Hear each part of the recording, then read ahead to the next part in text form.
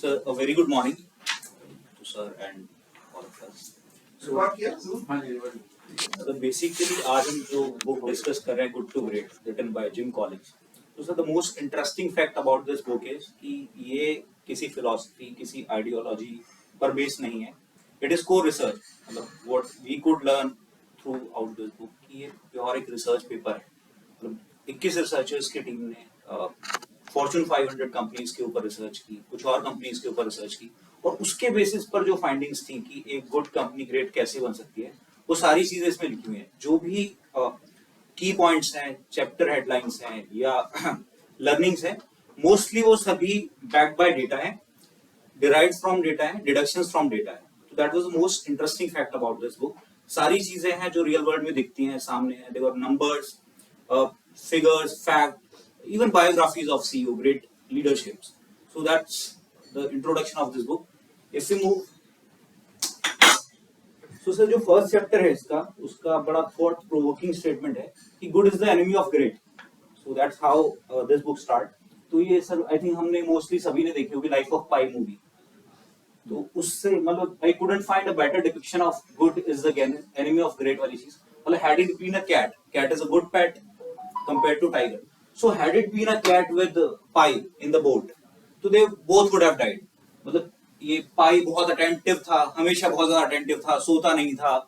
He used to मतलब अगर cat होती है सो जाता, he would have died out of say dehydration, out of hunger, out of loneliness. और tiger इसलिए जिंदा रहा कि Pi जो था he kept on feeding him कि अगर मैं इसको भरपेट नहीं खिलाऊंगा तो ये मुझे खा जाएगा. तो had it been a good pet, तो ये दोनों मर जाने थे, मतलब दोनों सेटिस्फाइड रहते, they both would have died. So that is a brief introduction of it. अब सर हम चाहते हैं कि good is the enemy of great. तो सर जैसे आपने लास्ट टाइम जब हमारी प्रेजेंटेशन थी, सर आपने बड़ी इंटरेस्टिंग बात बोली थी कि कोई भी लिटरेचर, कोई भी बुक या फिर किसी भी प्रॉब्लम का सोल्यूशन अगर हम जाके ढूंढे श्रीमद् भगवत गीता में, वहां मिलेगा ही मिलेगा. तो सर इस थॉट और इस बुक के बारे में सर हमने थोड़ी सी रिसर्च की कि क्या कहीं ये गीता से डाइवर्स हो रही है. तो सर वहां पर हमें ये चैप्टर 6 में वर्स 6 मिला. एग्जैक्ट जो ये स्टेटमेंट है सर, प्रॉब्लम स्टेटमेंट की, good is the enemy of great, वो यहाँ लिखा हुआ है सर. तो सर ये जो श्लोक है इस तरह से, बंधुरात्मानस्तस्य येनात्मेयात्मा जिता अनात्मनस्तु शत्रुत्वे वर्तेदात्मं शत्रुवता. सर इसका हिंदी मीनिंग है वो ये कहता है कि जिस व्यक्ति ने अपने मन को जीत लिया तो उसका सबसे बड़ा मित्र उसका मन है, और जिस व्यक्ति ने अपने मन को नहीं जीता उसका सबसे बड़ा शत्रु भी मन है.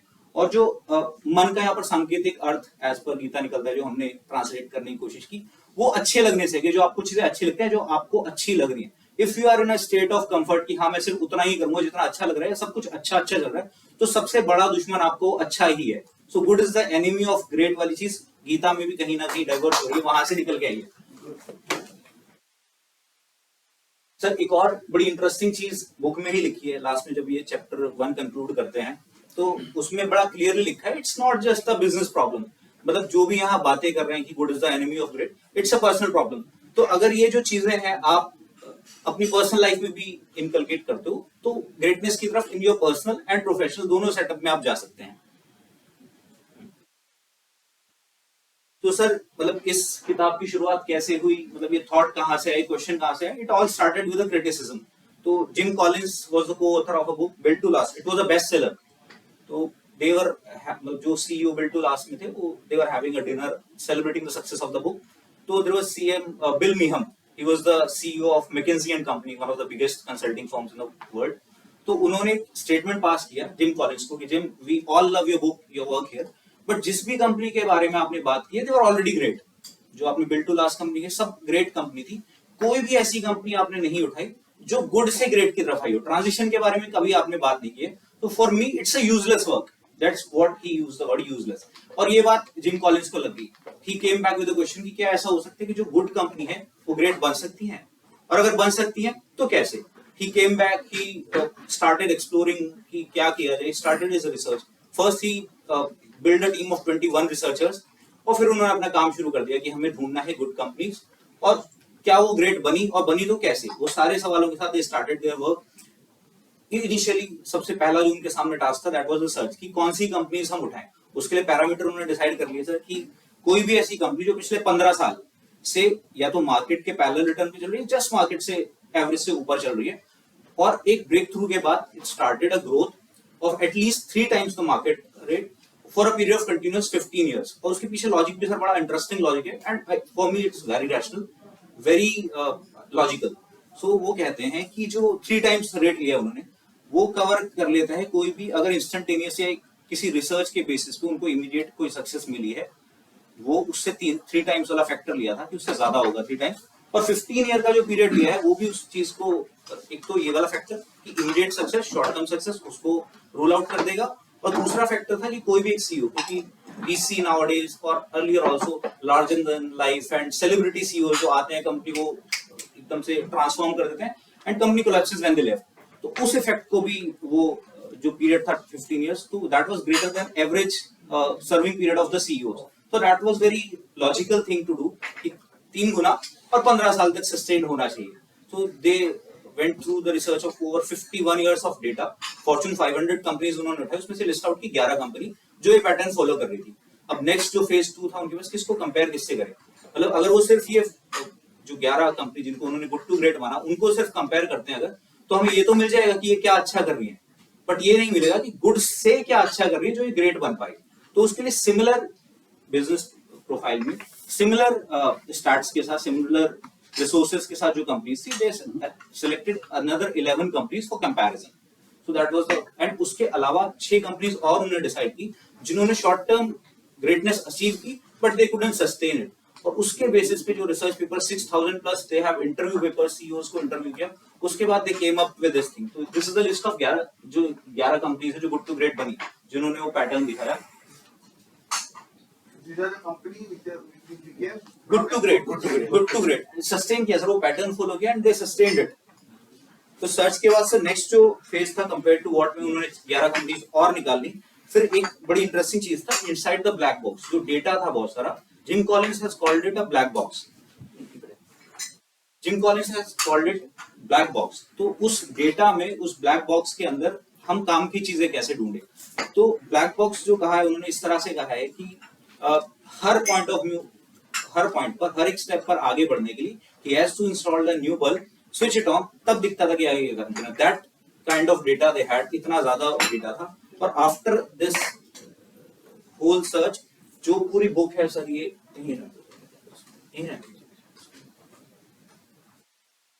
तो पूरी किताब की जो समरी है, मतलब यहाँ से इस पर एक्सप्लेन किया जा सकता है. जो पूरा रिसर्च था, पूरे मतलब more than 5.5 years of research थे, around 15,000 man hours of research जो है वो यहाँ पर है.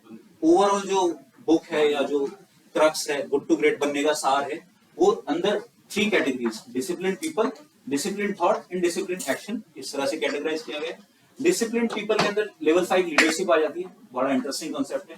Then second is first who then what, leadership जो डिसाइड करेगी काम करना है, कौन काम करेगा, और उसके बाद कि क्या काम करेगा. देन कम्स डिसिप्लिन थॉट कि आपको ब्रूटल फैक्ट एक्सेप्ट करने हैं, कन्फ्रंट करने हैं. देन हेजॉग कंसेप्ट कि you should be very focused on your capabilities, on what has to be done, must be done. And then culture of discipline and technology accelerator, ये actions का part है कि आपने culture develop किया है और आपके एक्शंस जो हैं उसको सपोर्ट करने के लिए टेक्नोलॉजी एज एन एक्सेलरेटर आप यूज कर रहे हैं. सर एक और बड़ी इंटरेस्टिंग सी कोरिलेशन लिया था जिम कॉलिंस ने बुक के अंदर, the dog who did not bark. So ये शर्लॉक होम मूवी थी सर उसमें. तो व्हाट हैपेंड कि शर्लॉक होम जो क्लू पिक करता है, देयर वाज अ क्राइम, और शर्लॉक होम नोटिस करते हैं कि क्राइम के टाइम पर उनका जो पेट डॉग था, ही डिड नॉट बार्क. तो ही मेड अ डिडक्शन कि वो एक ऐसी चीज है, वो जो क्रिमिनल है वो नोन है, that's why the dog did not bark. Similarly Jim Collins had made a list of a few clues, मतलब उन्होंने भी इसी तरह से क्लू निकाले कि गुड कंपनीज में ऐसा क्या था, या जो हमें लगा कि मतलब जो deciding factor, they had set certain parameters. तो उन पैरामीटर्स में बहुत सारे पैरामीटर्स सरप्राइजिंगली ऐसे निकले जो to their surprise, to the researcher surprise, वो फैक्टर थे नहीं, डिसाइडिंग फैक्टर नहीं थे गुड टू ग्रेट. तो I will read out a few. उन्होंने लिखा है कि जो एग्जीक्यूटिव कंपनसेशन है, दे थॉट कि compensation has a correlation with greatness achieve करना. ऐसा कुछ नहीं था सर. जो नॉर्मल मिनिमल सैलरीज पर भी लोग काम कर रहे थे वो भी ग्रेटनेस अचीव कर पाए. देन देयर इज की जो लीडर्स हैं बड़ी बड़ी स्ट्रैटेजी बना रहे होंगे, to his surprise most of the 11 companies जो इसमें थी, किसी ने भी एट फर्स्ट आगे बड़ी बड़ी स्ट्रेटेजी डिवाइस नहीं की. रादर दे फोकस्ड ऑन कि क्या करना है, क्या नहीं करना है, और क्या गलत हो रहा है जिसको रोकना है. सिर्फ इतनी सिंपल स्ट्रैटेजी, कोई किसी ने बड़ी स्ट्रैटेजी नहीं बनाई। फिर था टेक्नोलॉजी, मतलब एक मिसकंसेप्शन टीम का ये भी था, उन्होंने अपनी लिस्ट में रखा था पैरामीटर्स में कि टेक्नोलॉजी जो है इट्स अ बिग फैक्टर। अगर कोई टेक्नोलॉजी एकदम से लेकर आ रहा है तो कंपनी ग्रेट बन जाएगी, वैसा कुछ नहीं था सर। कोई भी आउट ऑफ दीज 11 कंपनीज कोई भी ऐसी कंपनी नहीं थी जिसने टेक्नोलॉजी के बेसिस पर सस्टेन्ड ग्रेटनेस या रिजल्ट्स अचीव किए हैं। And some mergers and acquisition was another factor. तो इस तरह के सर ये पैरामीटर्स थे जो as per Jim Collins dog that did not bark, मतलब ये चीजें काम की नहीं थी। Then comes the last phase, कियोस्क टू कांसेप्ट, मतलब जिम कॉलिंस ने जो बनाया है, so basically out of all data Jim Collins ही has a special capabilities of seeing some patterns in difficult data in chaos। तो वो जो एक फर्स्ट जो हमने फिगर देखी थी, that is the whole concept of the book। So then the second chapter talks about level 5 leadership।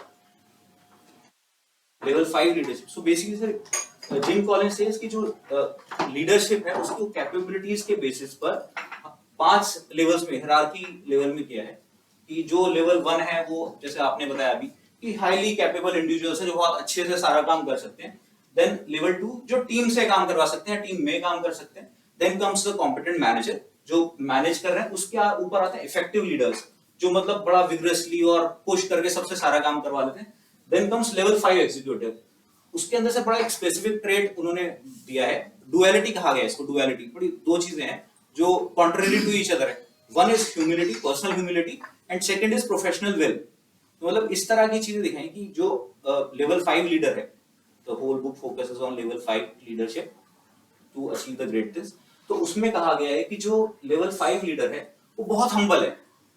In all the 11 companies जो leaders थे, जो सीईओस थे उस टाइम पर during the transition phase, they had a very shy, humble, reserved nature. कोई भी greater than life celebrity kind of interview लेने वाला है, क्रेडिट क्लेम करने वाला, न्यूज में आने वाला, आर्टिकल्स फॉर्ब्स में आने वाला, none of the leaders were that kind of leaders.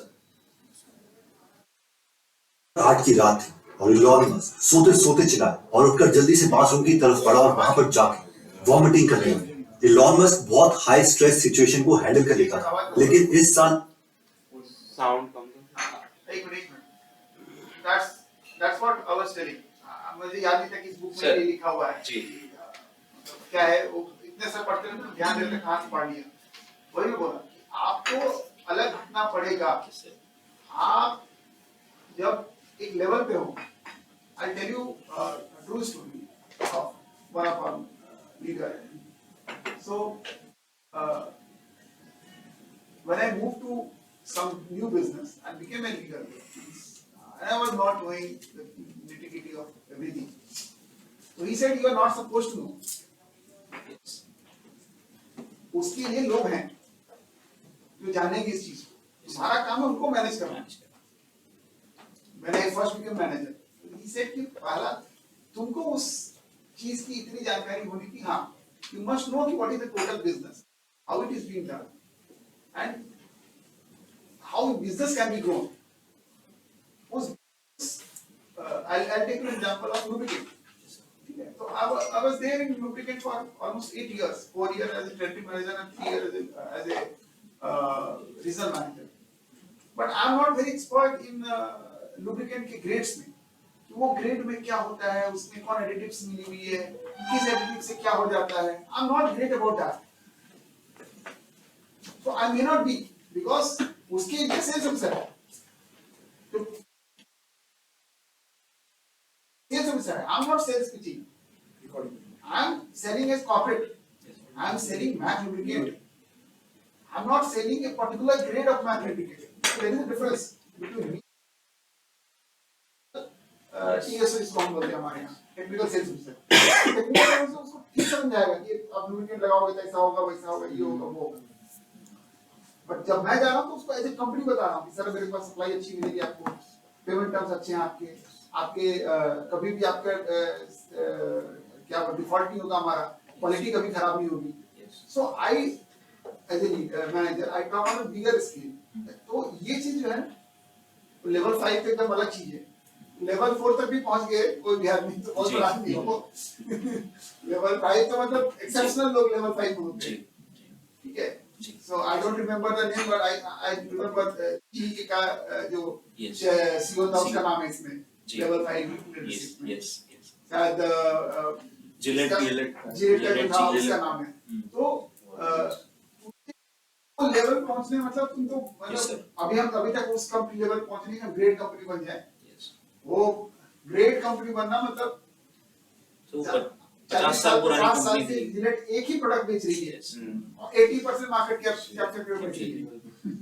ठीक है ना? तो यस और ये जिलेट की स्टोरी सुनी है ना तुमने? Yes, वो जो उसका सीईओ आया इंडिया में और देखा क्या है, यहाँ बिकी नहीं रही जिलेट, जिलेट बिकी नहीं रही हमारी, तो भाई यहाँ पे क्या प्रॉब्लम है?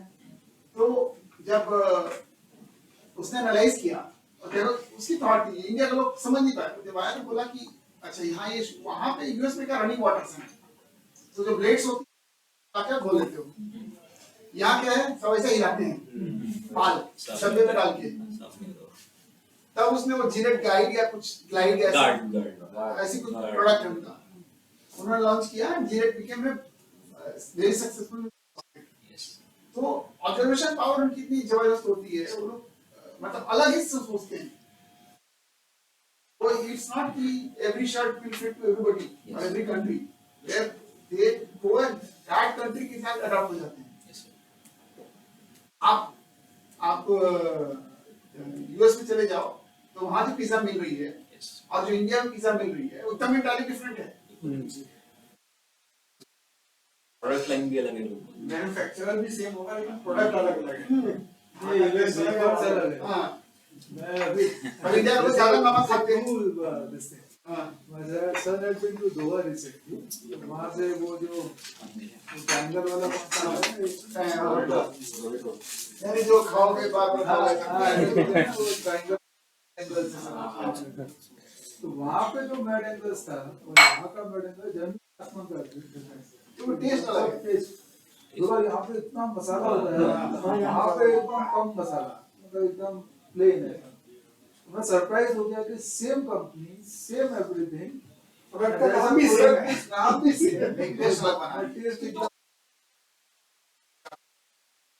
सर सेकंड जो फीचर थी ग्रेट लीडर लेवल 5 लीडरशिप की, वो थी प्रोफेशनल विल।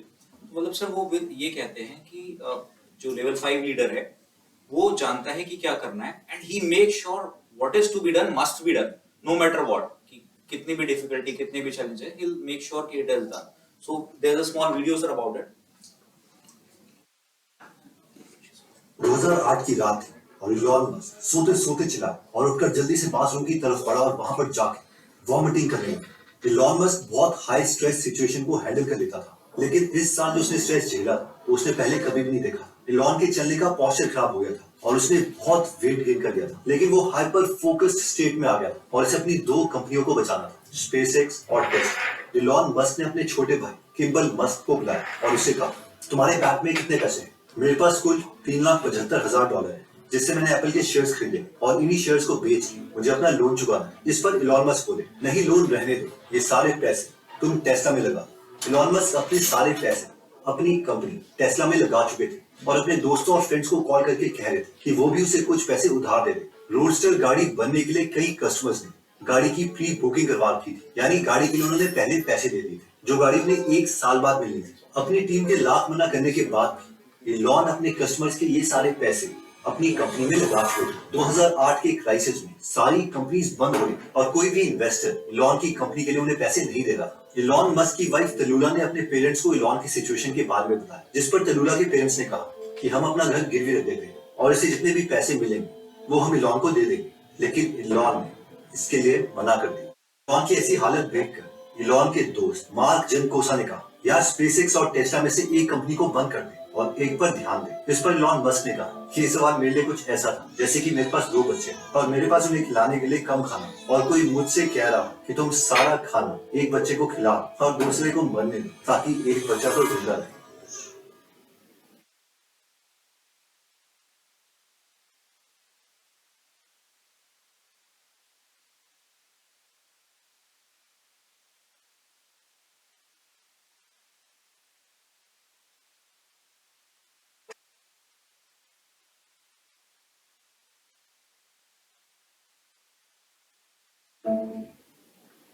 टेस्ला के बोर्ड मेंबर्स ने इलॉन मस्क के लिए एक कंडीशन रखी थी कि अगर टेस्ला की टोटल मार्केट वैल्यू $650 बिलियन के आसपास पहुंच जाती तो उन्हें $100 बिलियन मिले, वरना कुछ भी नहीं। जिसका मतलब था कि टेस्ला की इतनी मार्केट वैल्यूएशन बढ़ा जितनी की जनरल मोटर्स की भी नहीं थी, जबकि जनरल मोटर्स ने पिछले एक साल में 1 करोड़ गाड़ियां बेची थी और उनका 80,000 का प्रॉफिट था, जबकि टेस्ला ने पिछले साल 1 लाख गाड़ियां बेची थी और वो 18,000 करोड़ के लॉस में थे। टेस्ला बोर्ड मेंबर्स की ये कंडीशन इलॉन मस्क तभी पूरी कर पाते अगर वो हर हफ्ते 5,000 गाड़ियां बना पाते। इलॉन को लग रहा था कि ये टारगेट वो किसी भी हालत में पूरा कर देंगे, लेकिन उनकी टीम को, उनके को और बाकी पूरी दुनिया को लग रहा था कि इलॉन ऐसा कभी भी नहीं कर पाएगा, और बाकी लोगों को ये लगना कि इलॉन कभी भी इस टारगेट को अचीव नहीं कर पाएगा वो ठीक भी थी, क्योंकि उस टेस्ला फैक्ट्री 1200 गाड़ियां हर हफ्ते बना रही थी और 5,000 गाड़ियां बनाने के लिए उन्हें 2 सबसे बड़ी सामना करना था। मुश्किल नंबर 1, जो ऑलरेडी टेस्ला की फैक्ट्री थी उसे इतना एफिशिएंट बनाना था कि उस फैक्ट्री में ऑलरेडी लगी मशीन से वो 1200 के बजाय 3600 गाड़ियां बनाए, जो कि नामुमकिन था।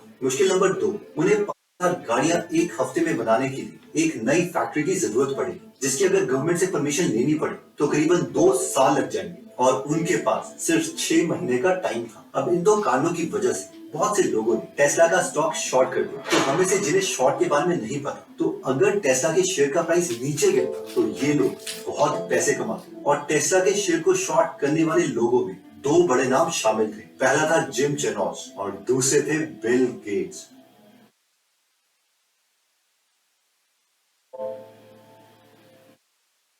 जिम चेनॉस एक बहुत ही फेमस ट्रेडर है। इन्होंने क्या किया कि इन्होंने 2 टीम्स बनाई थी जो कि टेस्ला की फैक्ट्री की हर खबर रख रही थी। इन टीम को नाम दिया गया एयरफोर्स टीम और ग्राउंड टीम। एयरफोर्स टीम में जिम चेनॉस ने लोगों को ड्रोन्स दे दिए जो टेस्ला फैक्ट्री के ऊपर घूमते रहते थे, और ग्राउंड टीम में लोग थे जो जमीन से टेस्ला फैक्ट्री की वीडियो रिकॉर्डिंग करते थे। इन दोनों टीम का एक काम था कि ये दोनों ये देखते रहे कि टेस्ला में कितना सामान अंदर जा रहा है और कितनी गाड़ियां हर हफ्ते बन के बाहर आ रही। इन सबको यकीन था कि 6 महीने में ये सारे करोड़ों कमाएंगे, क्योंकि दूर दूर तक टेस्ला फैक्ट्री से 1800 से ज्यादा गाड़ियां बाहर नहीं आ रही थी।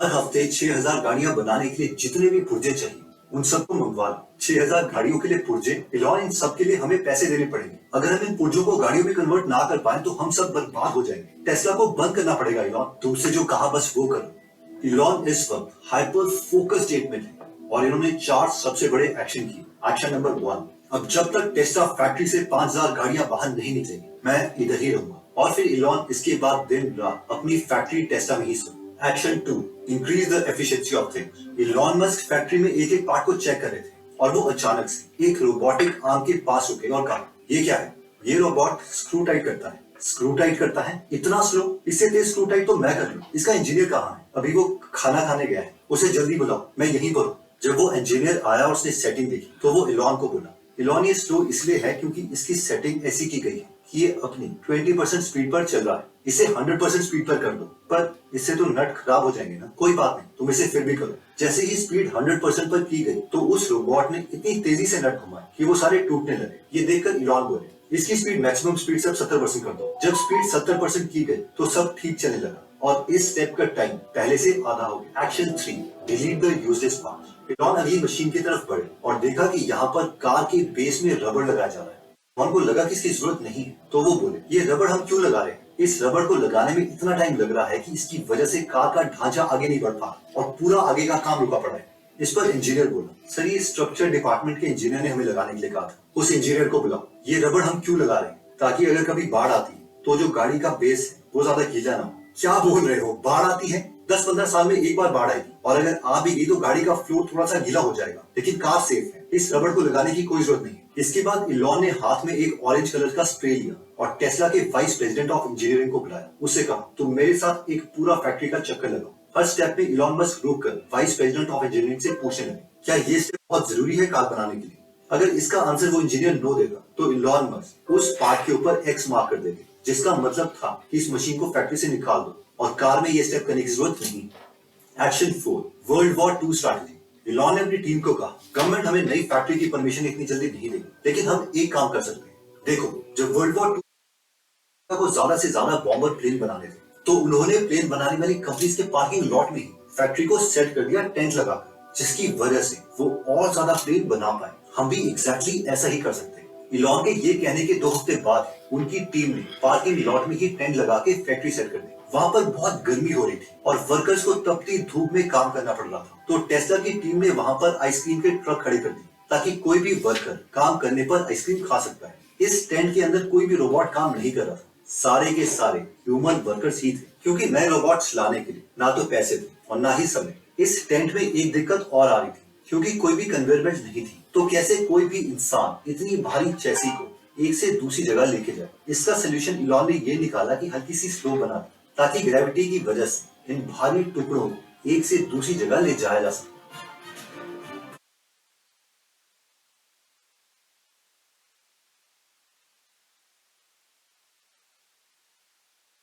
टारगेट के 6 महीने होने से कुछ दिन पहले ही जुलाई 2, 2018 को सुबह के 1:56 में इलॉन ने ये ट्वीट किया, 7000 गाड़ियां 7 दिन में, हार्ट टेस्ला टीम हार्ट। इस ट्वीट के बाद टेस्ला का शेयर प्राइस कई गुना बढ़ गया। जिम चैनोस, बिल गेट्स और जितने भी शॉर्ट सेलर्स थे, जो कि ये मान के चल रहे थे कि इलॉन मस्क कभी भी 5000 गाड़ी एक हफ्ते में नहीं बना पाए, उन्होंने कुल मिलाकर $38 बिलियन पैसे लूज कर दिए, यानी 1,80,000 करोड़ रुपए लूज कर दिए। ये इतना पैसा है कि इसमें ये शॉर्ट सेलर मिलके 14 बुर्ज खलीफा बनवा सकते थे।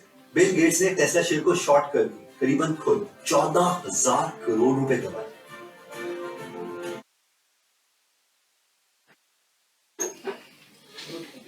So basically सर, अगर इस वीडियो से हम लर्निंग को कंपेयर करें लेवल 5 लीडरशिप की, मतलब sir humility beat short term, क्योंकि आई डोंट कंसीडर कि कोई भी हम में से एलॉन मस्क को हम्बल या a person of humility मानेगा, but for that particular period of time he was living in the workshop, sleeping on the ground, walking around the factory floor with the engineers, the managers, the laborers, and taking care of them.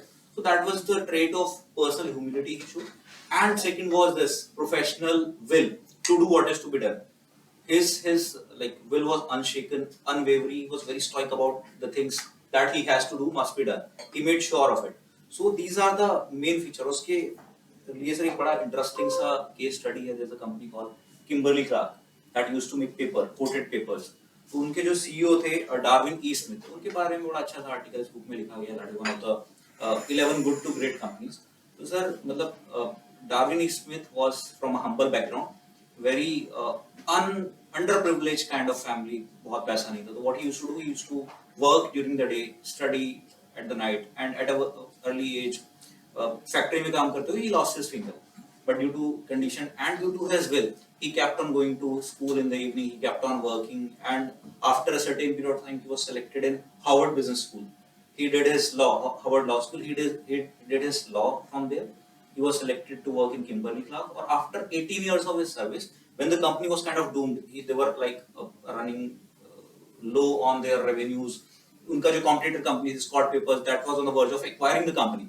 तो उस time पर he was made CEO, और despite making him the CEO of the company, जो बाकी board था, they were not very confident about him, and एक board member ने उनको side में बुला के बोल भी दिया कि look, you are not qualified to be the CEO of the company. And sir, after so basically in his tenure of over like 20 plus years, the company made 4.1 times the market revenue rate. इतना returns आया, it was completely transformed. और उसके बाद में जब एक और quality है लेवल 5 लीडरशिप की, they don't claim the credit. तो उनसे पूछा गया कि कैसे किया आपने, क्या किया, तो he said a very interesting line. He said कि मैं throughout my tenure सिर्फ उस जॉब के लिए क्वालिफाइड होने की कोशिश करता रहा, वो मैंने कभी नहीं रोकी. मतलब जो उनको कहा गया था, you're not qualified for to become a CEO, तो he said कि मैं पूरी throughout my tenure just made sure कि मुझे इस जॉब के लिए क्वालिफाई करना है. एंड सर अगर उनकी हम्बलनेस की बात करें, used to work in the field, जब भी छुट्टी मिलती थी, at within 2 months of being selected as CEO, he was diagnosed with nose and throat cancer. तो 6 दिन वो काम करते थे. डॉक्टर ने, हाँ बड़ा एक और इंटरेस्टिंग फैक्ट है, डॉक्टर्स ने कहा कि आपके पास मुश्किल से 1 साल है, उसके बाद you'll die. तो he came back to his office, आके कहते हैं कि ऐसा ऐसा है, I've been diagnosed with cancer, but I'm not dead yet, so we'll be working. And he used to work 6 days in the office, 7वें दिन वो जाके कीमोथेरेपी कराते थे, और उसके बाद he lived 25 years more, जिसमें 20 साल से ज्यादा वो CEO थे कंपनी के. और अगर हम बात करें अनवेवरिंग विल की और हार्ड डिसीजंस लेने की बात, तो आते ही सेलेक्टेड द राइट पीपल, उन्होंने अपनी टीम बनाई, पूरी स्टडी की। कंपनी का मेन बिजनेस था पेपर बनाना, कोटेड पेपर। आते कहते हम सारी मिल बेच देंगे, paper mill, we won't be making paper, will make consumer goods made out of paper. तो उन्होंने वो क्या, Huggies is the product of Kimberly Clark, तो they made Huggies, tissue papers, वहां स्विच कर दिया और पेपर मिल बंद कर दी, इंक्लूडिंग द कंपनी जो किम्बर्ली में थी, जिसके नाम पर कंपनी चल रही थी, किम्बर्ली क्लार्क, इमीडिएटली बंद कर दिया। एवरीवन वाज लाइक हैड, जो बाकी बोर्ड मेंबर्स थे, not agreeing to it, he made sure कि बंद करनी ही करनी है। तो that was about his will and personal humility. इसी का सर एक और भी एग्जांपल है वॉलग्रीन्स का, मतलब कि इस तरह के डिसीजन लेना और उस पर अड़े रहना। तो मिस्टर कॉक, he was the CEO of the Walgreens company, and to my surprise I didn't know it earlier कि मुझे पता था वॉलग्रीन्स फार्मा कंपनी बहुत बड़ी है, but through this book I came to know कि वो रेस्टोरेंट बिजनेस था, एंसेस्ट्रल, मतलब पिछले 100-150 सालों से they were in a restaurant business and they were not doing very well in. They had 500 plus restaurants. Cock became the CEO. और आते ही पहली बोर्ड मीटिंग में उन्होंने बोल दिया कि अगले 5 साल में हम लोग अपने रेस्टोरेंट बंद कर देंगे, 500 का, so we'll run out of our restaurant business. And it was taken as a shock and surprise by entire board.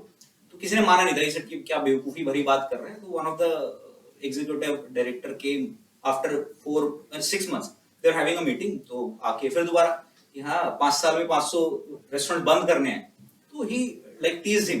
So to his surprise he didn't get teased. वो उठे, टेबल पे हाथ पकड़ा, पटका, कहते हैं 5 साल नहीं 4.5 साल, 6 महीने पहले बोला था मैंने। तो he was so determined, he was so focused कि वो बंद करने हैं। उसके बाद उन्होंने सारे अपने रेस्टोरेंट बंद किए, जो उससे पैसा निकला वो फार्मा बिजनेस में लगाया। And we know the Walgreens की they like almost 9 times the market return they give. So that was about level 5 leadership. I hand it over to Rama sir. He will be explaining the next chapter. Sir.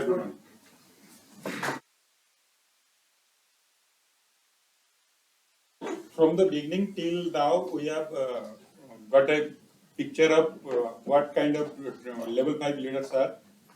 तो basically हम लोग को एक idea आ गया कि level 5 leadership की क्या क्या क्वालिटीज होते हैं, तो हमें एक आइडिया मिल गया। But is it good enough to have a good great leader to take your company, transfer your company from good to great?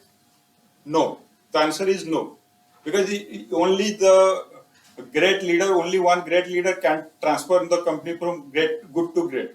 He needs a big team and team of good persons.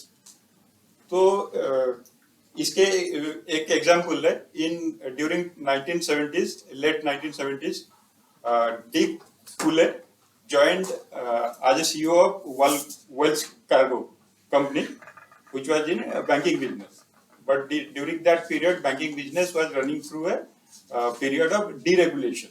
So all the banks are facing lots of issues.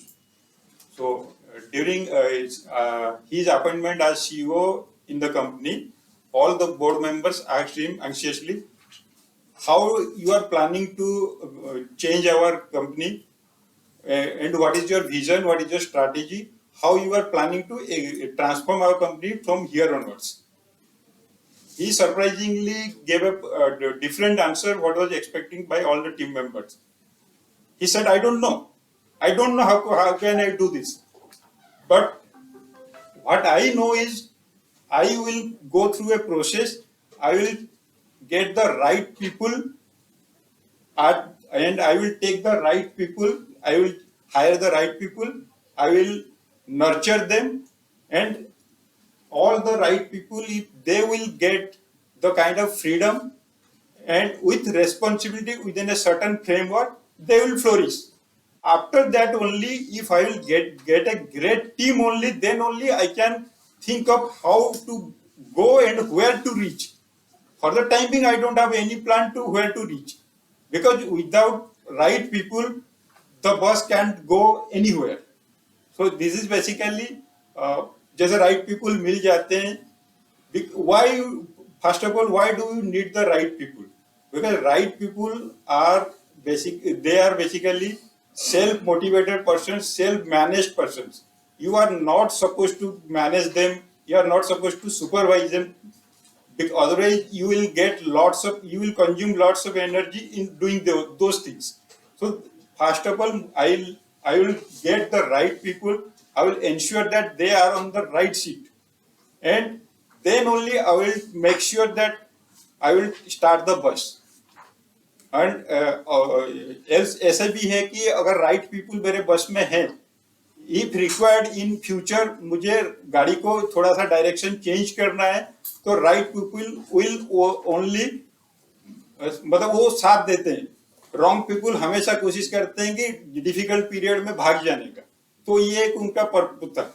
Next वो होता है कि ठीक है, right people हमने select कर लिया, but right people हमने सिलेक्ट कैसे किया वो एक डिफरेंट स्टोरी है, उस पर हम बाद में जाएंगे। तो राइट पीपल सिलेक्टेड हो गए, देन अभी जैसे बस स्टार्ट हुआ, गाड़ी स्टार्ट मतलब चलने लगा, फिर राइट पीपल को हमने नर्चर करना शुरू किया। We gave them the responsibility and certain freedom so that they can flourish.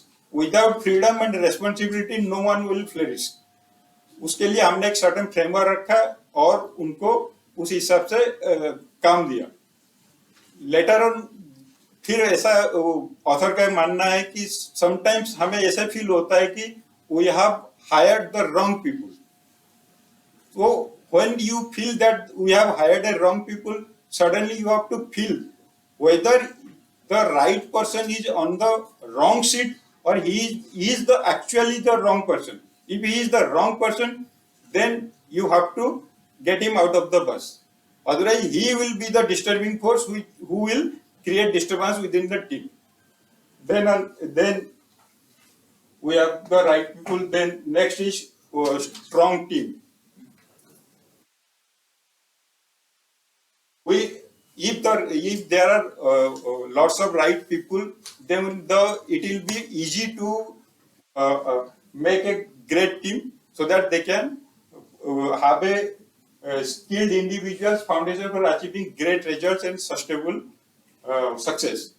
इसके ऊपर आगे जाते हैं कि राइट पीपल को सिलेक्ट करने के लिए उन्होंने 3 डिसिप्लिन्स बनाया।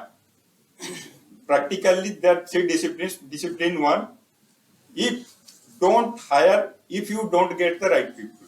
अगर आपको right people नहीं मिलते, you are not required to hire wrong people in a haste. Wait करो। Second,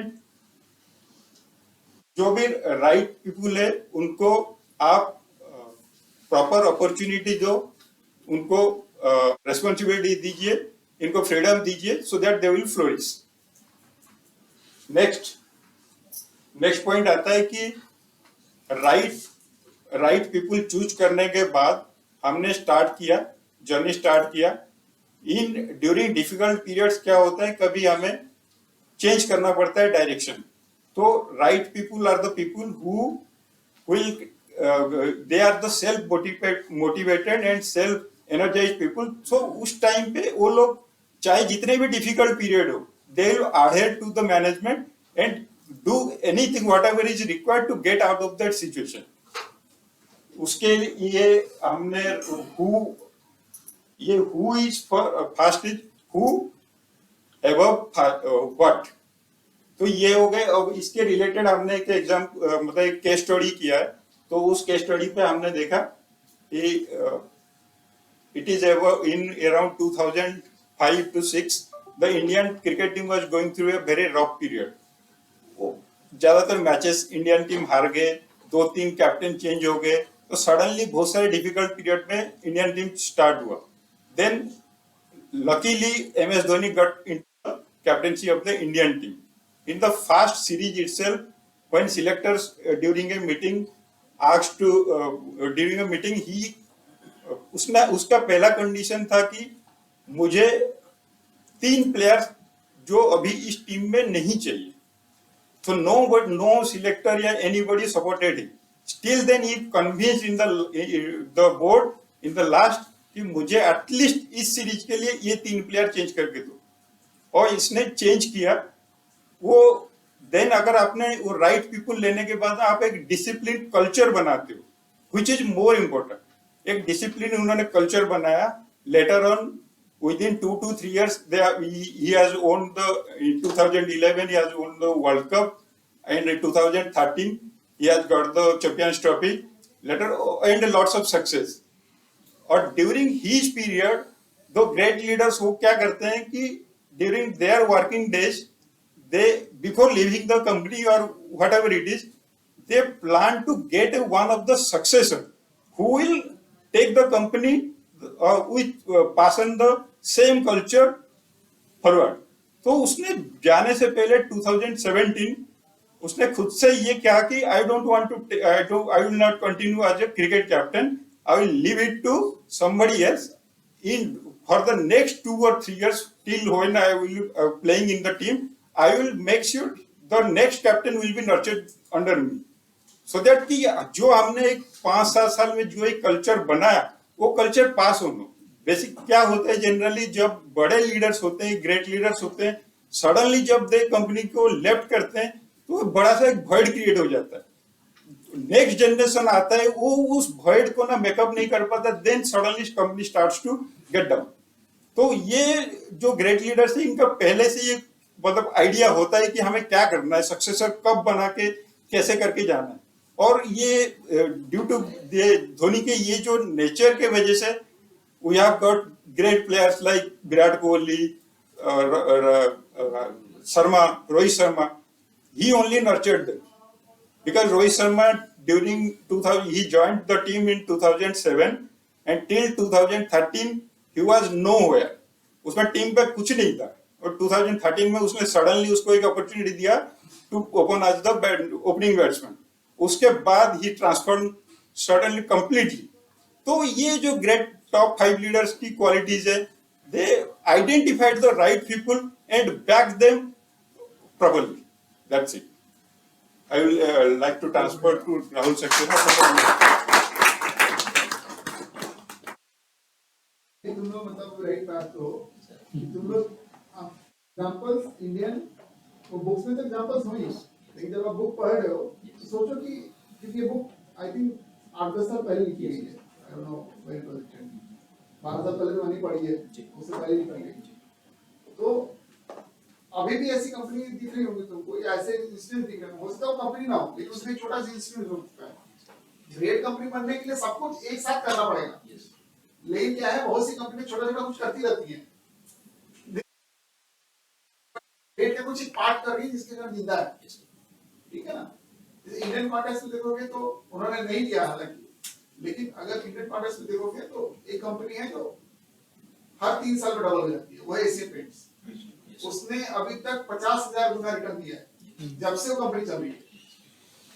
ऑलमोस्ट मोनोपोली मार्केट उसके पास, इतने पेंट्स कंपनी आ गए, कुछ आ गए, ये आ गया, वो आ गया। और जो ह्यूमिडिटी की बात करते हो, कोई बता सकता है एशियन पेंट का चेयरमैन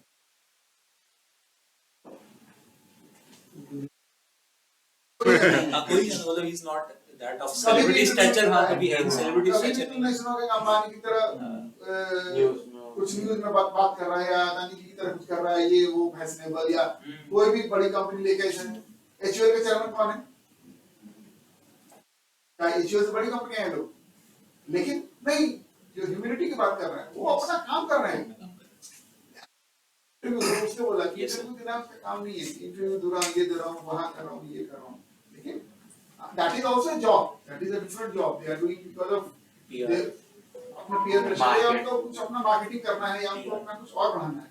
बट एशियन पेंट देखो कि वो मालूम ही नहीं है कि एशियन पेंट का चेयरमैन कौन है। और 30 साल से 20 साल से चेयरमैन है वो, जो भी सीईओ या चेयरमैन जिसको बोलते हैं, कोई नहीं जानता उसके बारे में। लेकिन वो हर 3 साल में कंपनी डबल कर देता है, हर 3 साल में प्रॉफिट डबल कर देता है। इतने कंपटीशन होने के बावजूद, चाहे वो किसी भी पीरियड में देख लो, चाहे वो 2008 का ऑयल क्राइसिस हो या 11 का ऑयल क्राइसिस हो, कभी भी ऐसा नहीं हुआ डबल नहीं किया उसने। 50 इयर्स से वो कंटिन्यूअस, मतलब अगर तुमने शेयर में लगाया होगा 50 तो 50,000 टाइम कर दिया उसने। इनोवेटिव भी बहुत है, वो एंटीबैक्टीरियल पेंट पहली बार उन्होंने लेके आए। कुछ बनाते रहते हैं, मतलब दे आर वेरी इनोवेटिव। और उनका मार्केट पे सप्लाई चेन कंट्रोल है ना, बहुत बढ़िया है। रीड करो कभी एशियन पेंट्स के बारे में। It's also complete red. Now I'm one of my favorite Indian company, Asian Paint. Share नहीं मेरे पास, मतलब स्टडी के लिए one of the best company to read. Indian MNC जो real MNC कंपनी है इंडियन, वो है Asian Paints. कंपनियां हैं दुनिया में चलाती है, real MNC company. Good morning everyone. अब हमारे लीडर लेवल 5 लेवल की भी बात हो गई है और गुड टीम की भी बात हो गई है, दोनों लोग आ गए हैं हमारी टीम में। अब ई कंपनी को आगे कैसे ले जाना है, गुड टू ग्रेट कैसे बनना है, तो इसके लिए हमें जिम कॉलिन ने एक कंसेप्ट दिया है, confront with brutal facts. Confront with brutal facts कहता है कि आपको सच्चाई का सामना करना है, मार्केट ट्रेंड के हिसाब से चलना है और एनालिसिस करके जो भी प्रॉब्लम मार्केट में चल रही है, मतलब जो जहां दुनिया जा रही है उस डायरेक्शन में ही काम करना है। अगल बगल में कोई हमारे उस कंपटीटर आ रहा है तो हमें उससे आगे कैसे रहना है। तो ये सारे जो फैक्ट्स हैं, चाहे वो ब्रूटल हो, हार्ड टू सॉल्व हो, मगर वो हमें कंसिडर करना है हर मीटिंग में, हर अपने एजेंडा में कि इसको कंपनी को आगे कैसे ले जाया जाए। तो जिम कॉलिन ने इसको 4 पॉइंटों में डिवाइड किया है कन्फ्रंट विद ब्रूटल फैक्ट को। Lead with question not answers. तो जो जिम कॉलिन कहते हैं कि जब मीटिंग हो, जब लेवल 5 लीडर्स मीटिंग करते हैं तो वो ये नहीं कहते कि मैं मीटिंग का एजेंडा क्या है, वो बस क्वेश्चन रखते हैं, क्वेश्चंस देते हैं कि आप जितने भी आपकी टीम मेंबर्स हैं वो उस पर डिस्कशन करें, डिबेट करें और आंसर वो उसी में से निकालते हैं। क्वेश्चन वो एक इस तरह से सुपरफिशियल बॉस की तरह नहीं कि एक आपको एक सिस्टम बता दिया, आप पे थोप दिया और आपको इसी तरह से गाड़ी को आगे ले जाना है। तो वो चीज आपको डूम लूप, आगे सर बताएंगे, डूम लूप उसमें ले जाती है आपको कंपनी को, वो क्या कहते हैं सक्सेस की तरफ नहीं जाती है।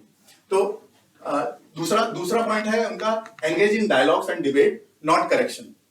तो डिबेट का एनवायरनमेंट इतना अच्छा वो देते हैं कि उसमें आप डायलॉग्स अपने और डिबेट, इतनी हेल्दी डिबेट कराते हैं वो कि उससे जो रिजल्ट निकलता है, जो उसको आउटकम निकलता है मीटिंग का, वो बहुत ही बढ़िया और बहुत ही अचीवेबल होता है। और थर्ड इसका इनका पॉइंट है, कंडक्ट ऑटोप्सी। कोई भी ऐसी कंपनी नहीं है जो बड़ ग्रेट बनी है जिसने फेलियर ना फेस किया हो, तो वो अपने हर फेलियर का पूरा एनालिसिस करते हैं, ऑटोप्सी करते हैं और उस फेलियर से वो डरते नहीं है, उसको आगे ओवरकम करने के लिए क्या स्ट्रेटेजी बनानी है वो करते हैं और फेलियर छुपाते भी नहीं है। कोई भी ग्रेट कंपनी के, कोई भी ऑर्गेनाइजेशन बड़ी जो बनी है, वो उन्होंने अपने फेलियर छुपाए नहीं है, वो दुनिया के सामने लाए, डिस्कशन किया है, उसको आगे कैसे मूव ऑन किया है, वो उन्होंने उसको सक्सेसफुली अचीव किया है। बिल्ड, फोर्थ पॉइंट है इनका, build red flags mechanism and turn information into information that can not be ignored. Great company क्या करती है, जो कोई भी ऐसी इंफॉर्मेशन है जो उसके लिए बहुत इंपॉर्टेंट है, वो उसको रेड फ्लैग हमेशा करके रखती है, वो कभी स्किप नहीं होने देती उसको, कि जब भी कोई डिसीजन कंपनी का लिया जाए आगे, तो वो जो सारे पॉइंट है उनको रखा जाए, उनको कंसिडर किया जाए। ये इसके साथ ही आगे बढ़ते हैं। ये आपने, ये बुक में नहीं है, ये मैंने अलग से ऐड किया है। ये ऑस्ट्रिच अप्रोच है, ये आप सभी लोग जानते होंगे। तो जो गुड टू ग्रेट कंपनी नहीं बन पाई, उनमें ज्यादातर ये देखा गया कि उन्होंने मार्केट में जो कंपटीटर्स टेक्नोलॉजी ला रहे हैं या जो भी कोई इनोवेशन हो रही है मार्केट में, उन्होंने अपना ऑस्ट्रिच की तरह सैंड में सर देके वो चलते रहे कि हमारा प्रोडक्ट ठीक है, हम चलते रहेंगे और दूसरी कंपनियां आगे बढ़ती चली गई। तो ये ऑस्ट्रिच अप्रोच है। उसके बाद जिम कॉलिन ने इसमें दूसरा अपना एक और पॉइंट रखा है, स्टॉकडेल पैराडॉक्स। ये यूएस नेवी में एडमिरल थे, ये प्लेन लेके जा रहे थे अपना सेकेंड वर्ल्ड वॉर में, तो वियतनाम ने इनका प्लेन क्रैश कर दिया था, वो उसको करके फिर उन्होंने इनको अरेस्ट कर लिया गया, इनको प्रिजनर बना लिया गया। उसके बाद इनको कोई प्रिजनर राइट नहीं दिए इन्होंने।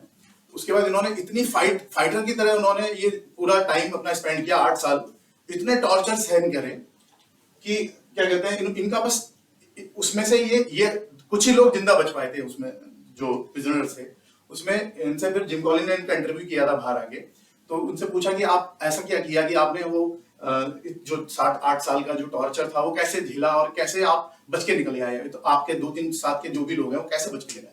तो उन्होंने एक बहुत बढ़िया बात कही, इन्होंने कहा कि ऑप्टिमिज्म जो है वो उन लोगों की डेथ का कारण है। अब ऑप्टिमिज्म हम सोचेंगे, ऑप्टिमिज्म बहुत अच्छी चीज है, ये ऑप्टिमिज्म से कैसे लोग मर गए। तो ऑप्टिमिज्म को उन्होंने ऐसे डिस्क्राइब किया कि वो लोग कहते थे, जो लोग खत्म हो गए, कहते थे कि हम नेक्स्ट ईस्टर में या नेक्स्ट क्रिसमस में या नेक्स्ट न्यू ईयर पे हम लोग छूट जाएंगे जेल से। तो उनकी जो उम्मीदें थी ना, वही उनको डिप्रेस करने का कारण बनती गई। धीरे धीरे जितनी उम्मीदें उनकी फेल होती, उन्होंने जो इनका जो थॉट था वो ये था कि एक ना एक दिन हम जरूर आजाद हो जाएंगे।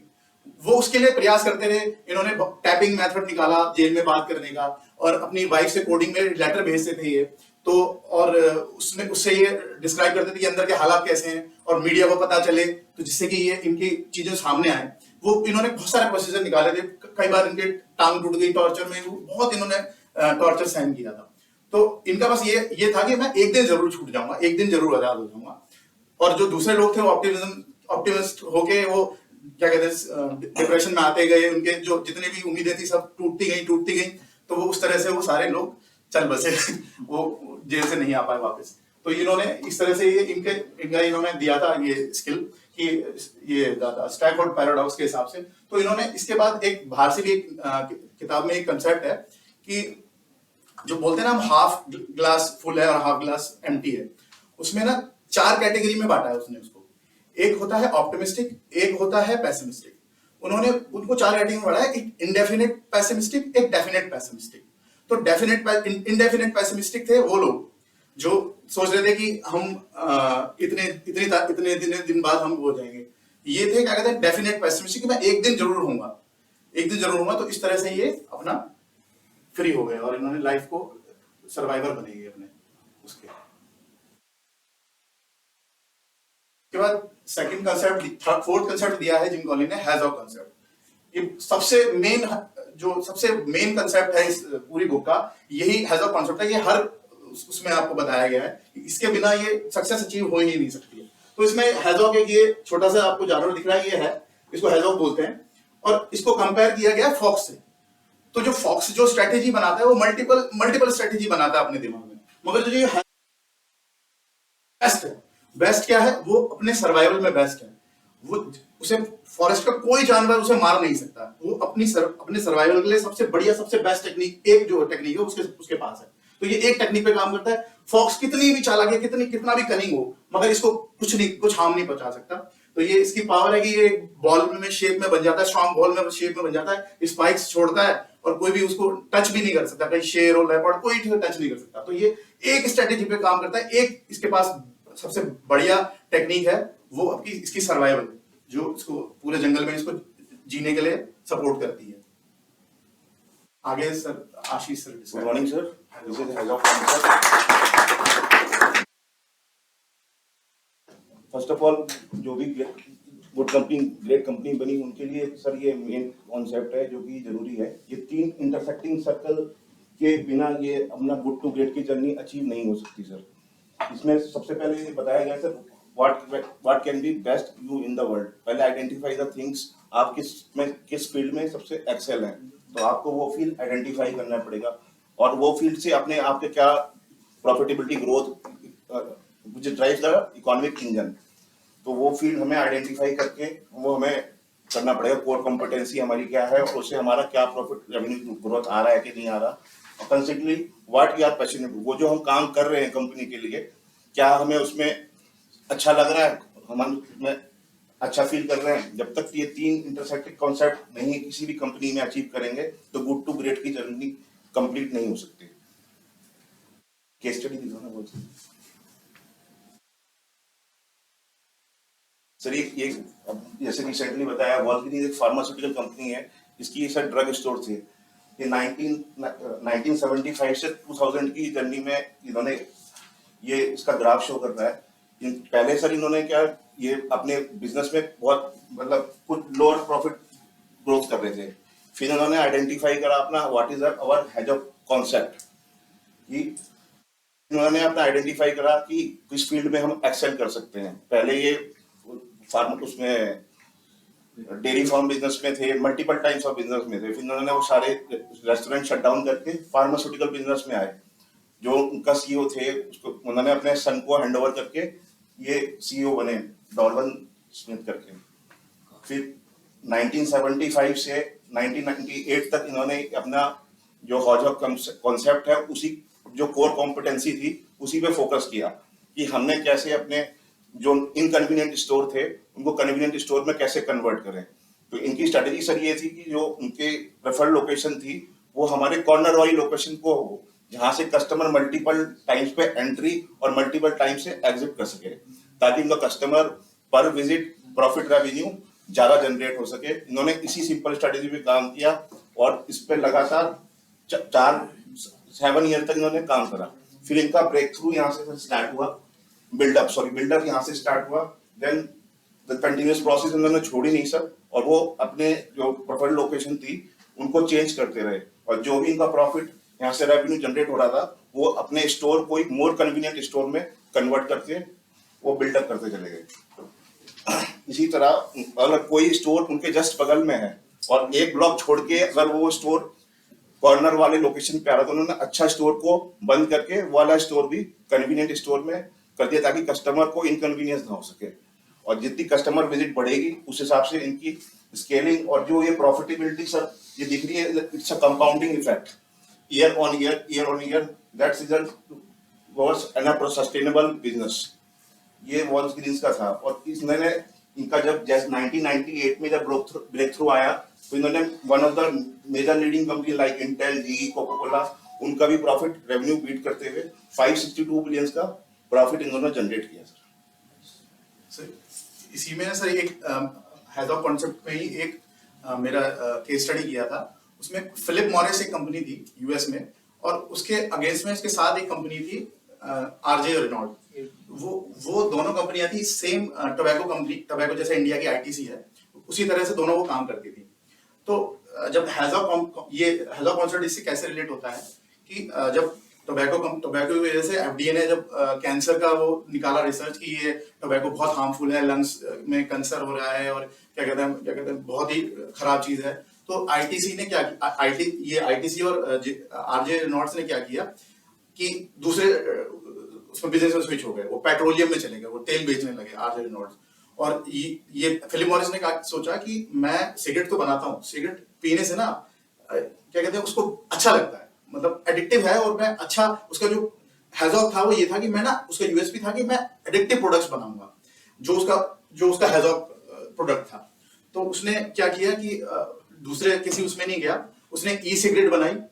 ई सिगरेट भी उसकी काफी चली, मालबोरो उसका ब्रांड था फिलिप मॉरिस का। और उसके बाद उसने कॉफीज में घुसा, वो चॉकलेट में घुसा, वो सॉफ्ट ड्रिंक्स में घुसा, बियर में घुसा। तो उसने बनाया एडिक्टिव प्रोडक्ट। जो आप देख लो आईटीसी का और अभी फिलिप मॉरिस का इंडिया में क्या हाल है, तो वो जो सक्सेस है ना वो उस लेवल पे अभी भी वो उसी रेट से आगे बढ़ते जा रहे हैं।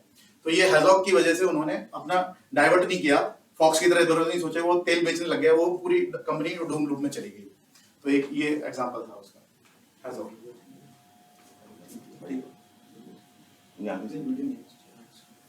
और आगे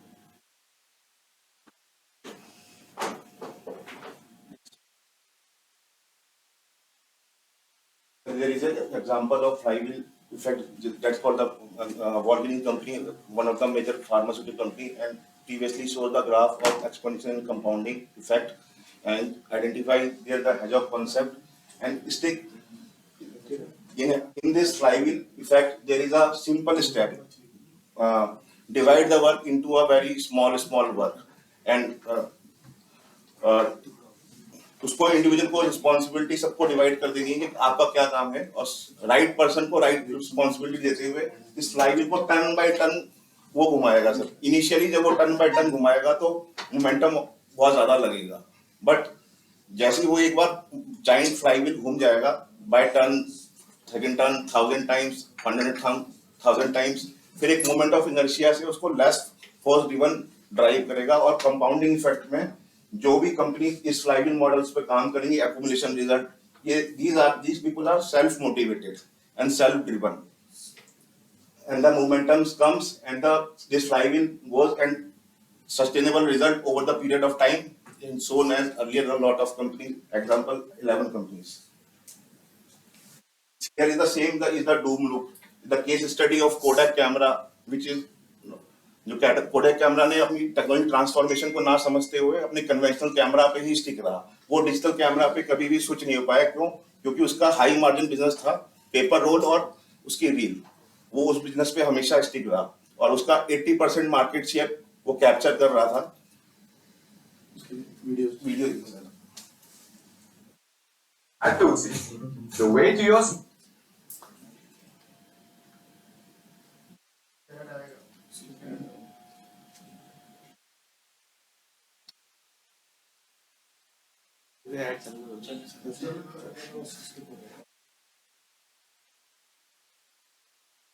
Smile makeover journey is seamless with invisible aligners, with teeth gap, crooked teeth, and more.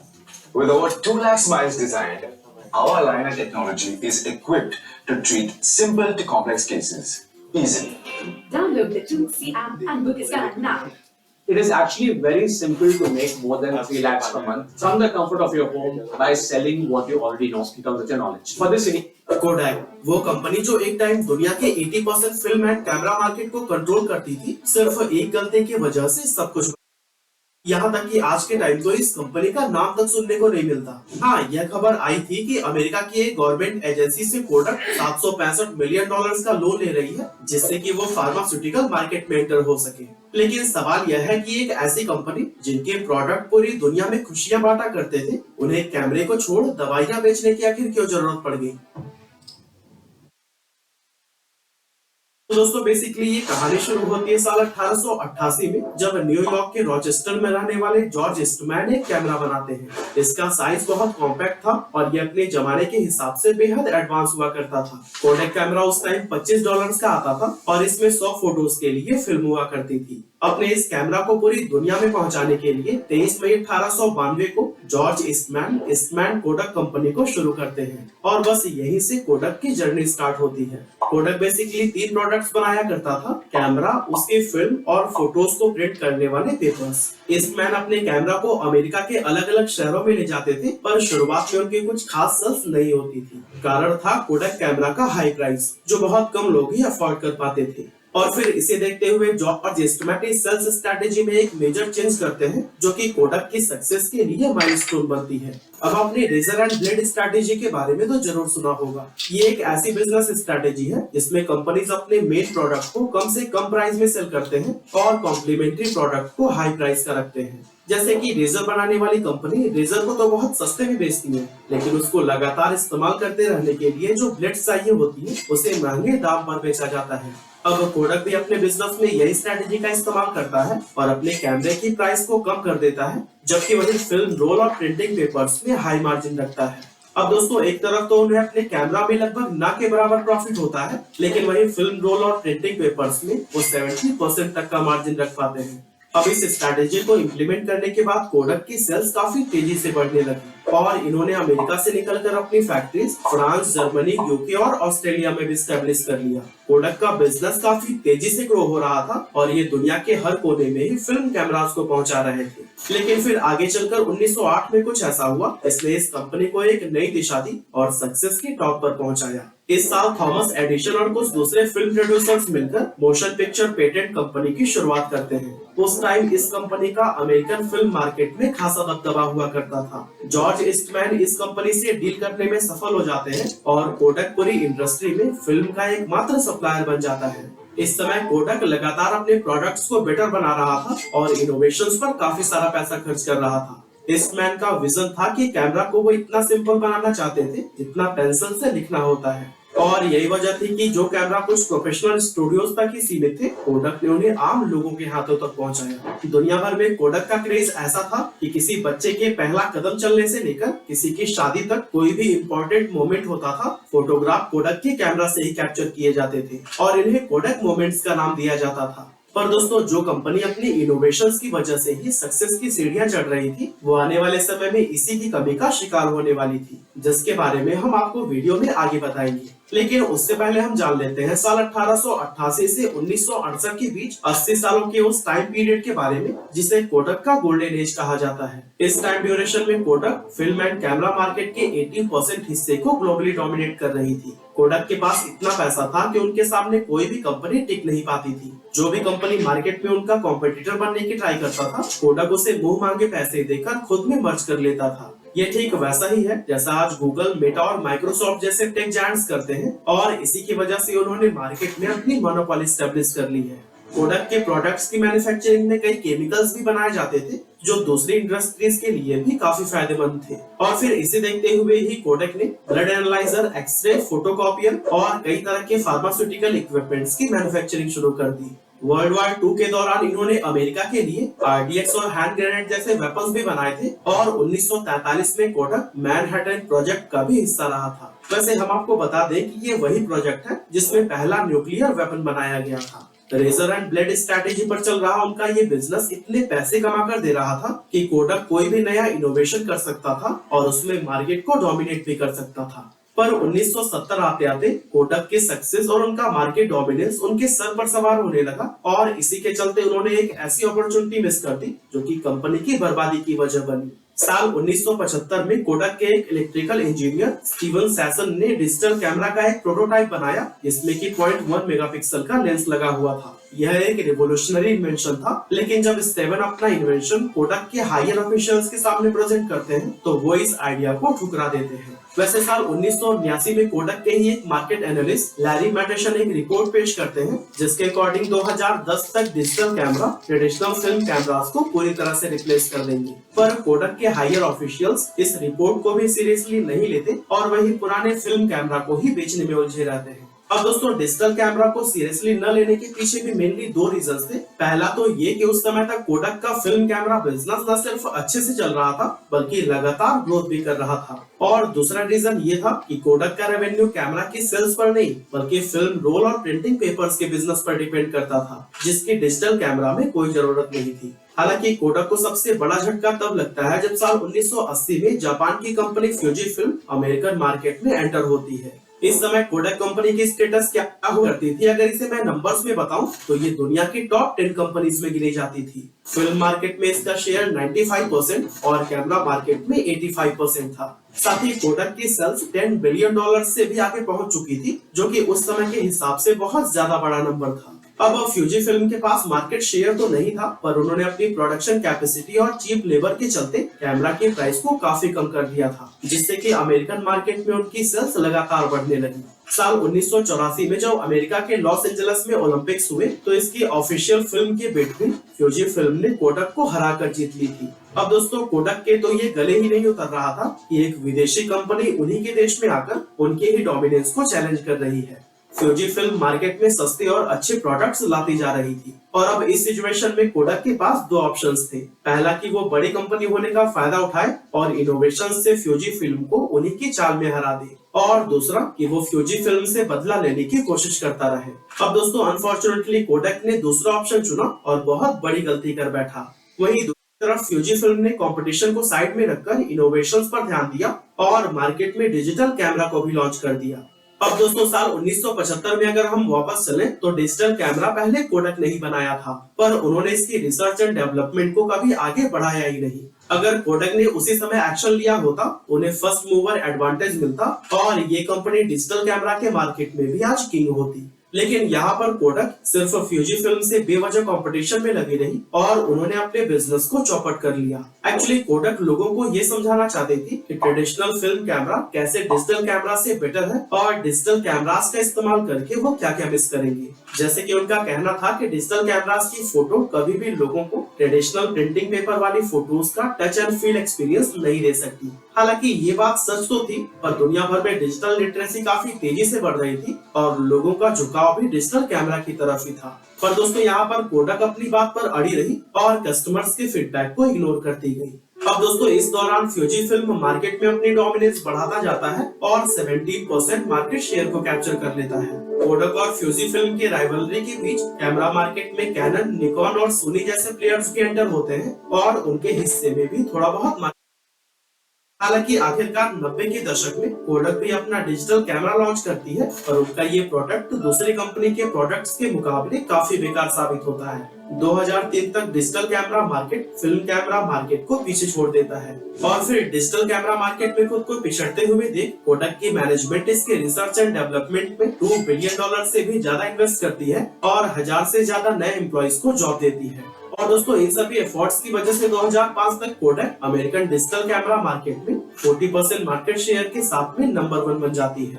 लेकिन कोडक अपने इस मार्केट को ज्यादा दिनों तक काबू में नहीं रख पाती, क्योंकि एक तरफ तो उन्होंने इनोवेशंस करना बंद कर दिया था, वहीं दूसरी ओर मार्केट में आई जापानीज कंपनी जैसे कैनन, निकॉन और सोनी अपनी मैसिव और चीप प्रोडक्शन कैपेसिटी के चलते मार्केट में सस्ते प्रोडक्ट्स ला रही थी। अब दोस्तों इस स्टोरी में आपको ओ फोटो के बारे में भी जान लेना चाहिए, जो कि एक ऑनलाइन फोटोग्राफी साइट थी। यहाँ लोग डिजिटल फोटोज को अपलोड कर सकते थे, लाइक फेसबुक, इंस्टाग्राम और स्नैपचैट। 90s के दशक में कोडक ने ओ फोटो को भी एक्वायर कर लिया था, पर इन्होंने इसे कभी भी आगे बढ़ाने का ही नहीं सोचा। अगर ओ फोटो को सही डायरेक्शन मिलती तो आज ये इंस्टाग्राम या स्नैपचैट की तरह बड़ा प्लेटफॉर्म हो सकता था और कोडक को इस इंडस्ट्री में फर्स्ट मूवर एडवांटेज भी मिलता। लेकिन दोस्तों कोडक के ऐसे ही गलत फैसलों के चलते इन्हें साल दर साल लॉसेस का सामना करना पड़ा और आखिरकार 2012 में कोडक बैंकरप्ट हो गई। कोडक की शेयर प्राइस जो एक समय $100 से भी ऊपर हुआ करती थी, वो $2 के भी नीचे आ गई थी और आज के टाइम पर ये करीब $3.75 पर है। 1996 में कोडक का रेवेन्यू $16 बिलियन के साथ अपने ऑल टाइम हाई पर पहुंच चुका था और इस समय उनकी कंपनी में 1,45,000 एम्प्लॉइज काम करते थे। पर आज की कंडीशन अगर देखें तो इस कंपनी का रेवेन्यू सिर्फ $1.2 बिलियन ही बचा है और इसमें सिर्फ 4200 एम्प्लॉइज ही काम किया करते हैं। और दोस्तों बैंकरप्सी से निकलने के लिए कोडक ने अपने कई लाइसेंसेस और पेटेंट्स को $525 मिलियन में बेच दिया था। अब 2013 में ये कंपनी एक बार फिर से खड़ी तो हुई, लेकिन आज कोडक का ग्लोबल कैमरा मार्केट में बहुत कम शेयर बचा हुआ है और यही वजह है कि कोडक अपने अस्तित्व को बचाने के लिए फार्मास्यूटिकल जैसी फील्ड्स में घुसने के भी ट्राई कर रहा है। अब दोस्तों अगर देखा जाए तो कोडक की सबसे बड़ी मिस्टेक ये थी कि उन्होंने फ्यूचर ट्रेंड को इग्नोर किया। अब कोई भी कंपनी चाहे जितनी भी बड़ी क्यों ना हो, उन्हें ये नहीं भूलना चाहिए कि उनका एडवांटेज एक लिमिटेड टाइम के लिए होता है। दुनिया इनोवेशंस पर चलती है और जो बदलती दुनिया के साथ खुद को एडॉप्ट नहीं करता उसका अंत निश्चित होता है।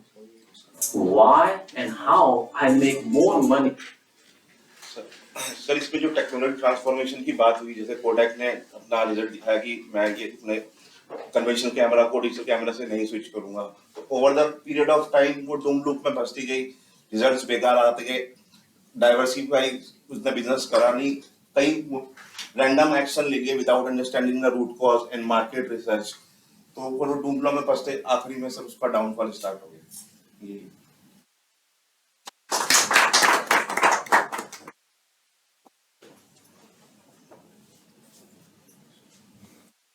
Sir, till now, through this presentation, we have gone through a phase कि हमने great leaders भी देख लिया. After that, great leaders, how to get the right people on the board. Then उसके बाद next the brutal facts. Company को अपने brutal facts के बारे में आइडिया हो गया. Next then उनको hedge up concept के बारे में भी पता चल गया. Basically concept ये है कि आपको आपकी कॉम्पिटेंस एरिया पता होना चाहिए कि आप किस फील्ड में बेस्ट हो, उससे ज्यादा इधर उधर जाने से भी मुश्किल होती है। नेक्स्ट लेवल आता है कि कल्चर ऑफ डिसिप्लिन। हमने यहाँ तक तो पहुंच गए, तो इसके बाद क्या कंपनी, इसका मतलब हमने ये अचीव कर लिया तो कंपनी क्या गुड टू ग्रेट में ट्रांसफर हो जाएगा, ट्रांसफॉर्मेशन हो सकता है। बट बेसिकली हमने एक सर्वे में देखा गया है, जनरली कोई भी स्टार्टअप्स होते हैं 6, 7 साल 8 साल तक तो अच्छे पीरियड में चलते हैं। प्रॉब्लम शुरू होता है यहाँ आके 7-8 साल के बाद, because of lack of discipline. Discipline नहीं मेंटेन करने की वजह से वो सडनली नए बिजनेस में जाने की कोशिश करते हैं जहाँ पे उनकी कोई कॉम्पिटेंसी खुद की है नहीं, बिजनेस अक्यूमेंट नहीं होता, वो चेंज करने के चक्कर में वहां फंस जाते हैं।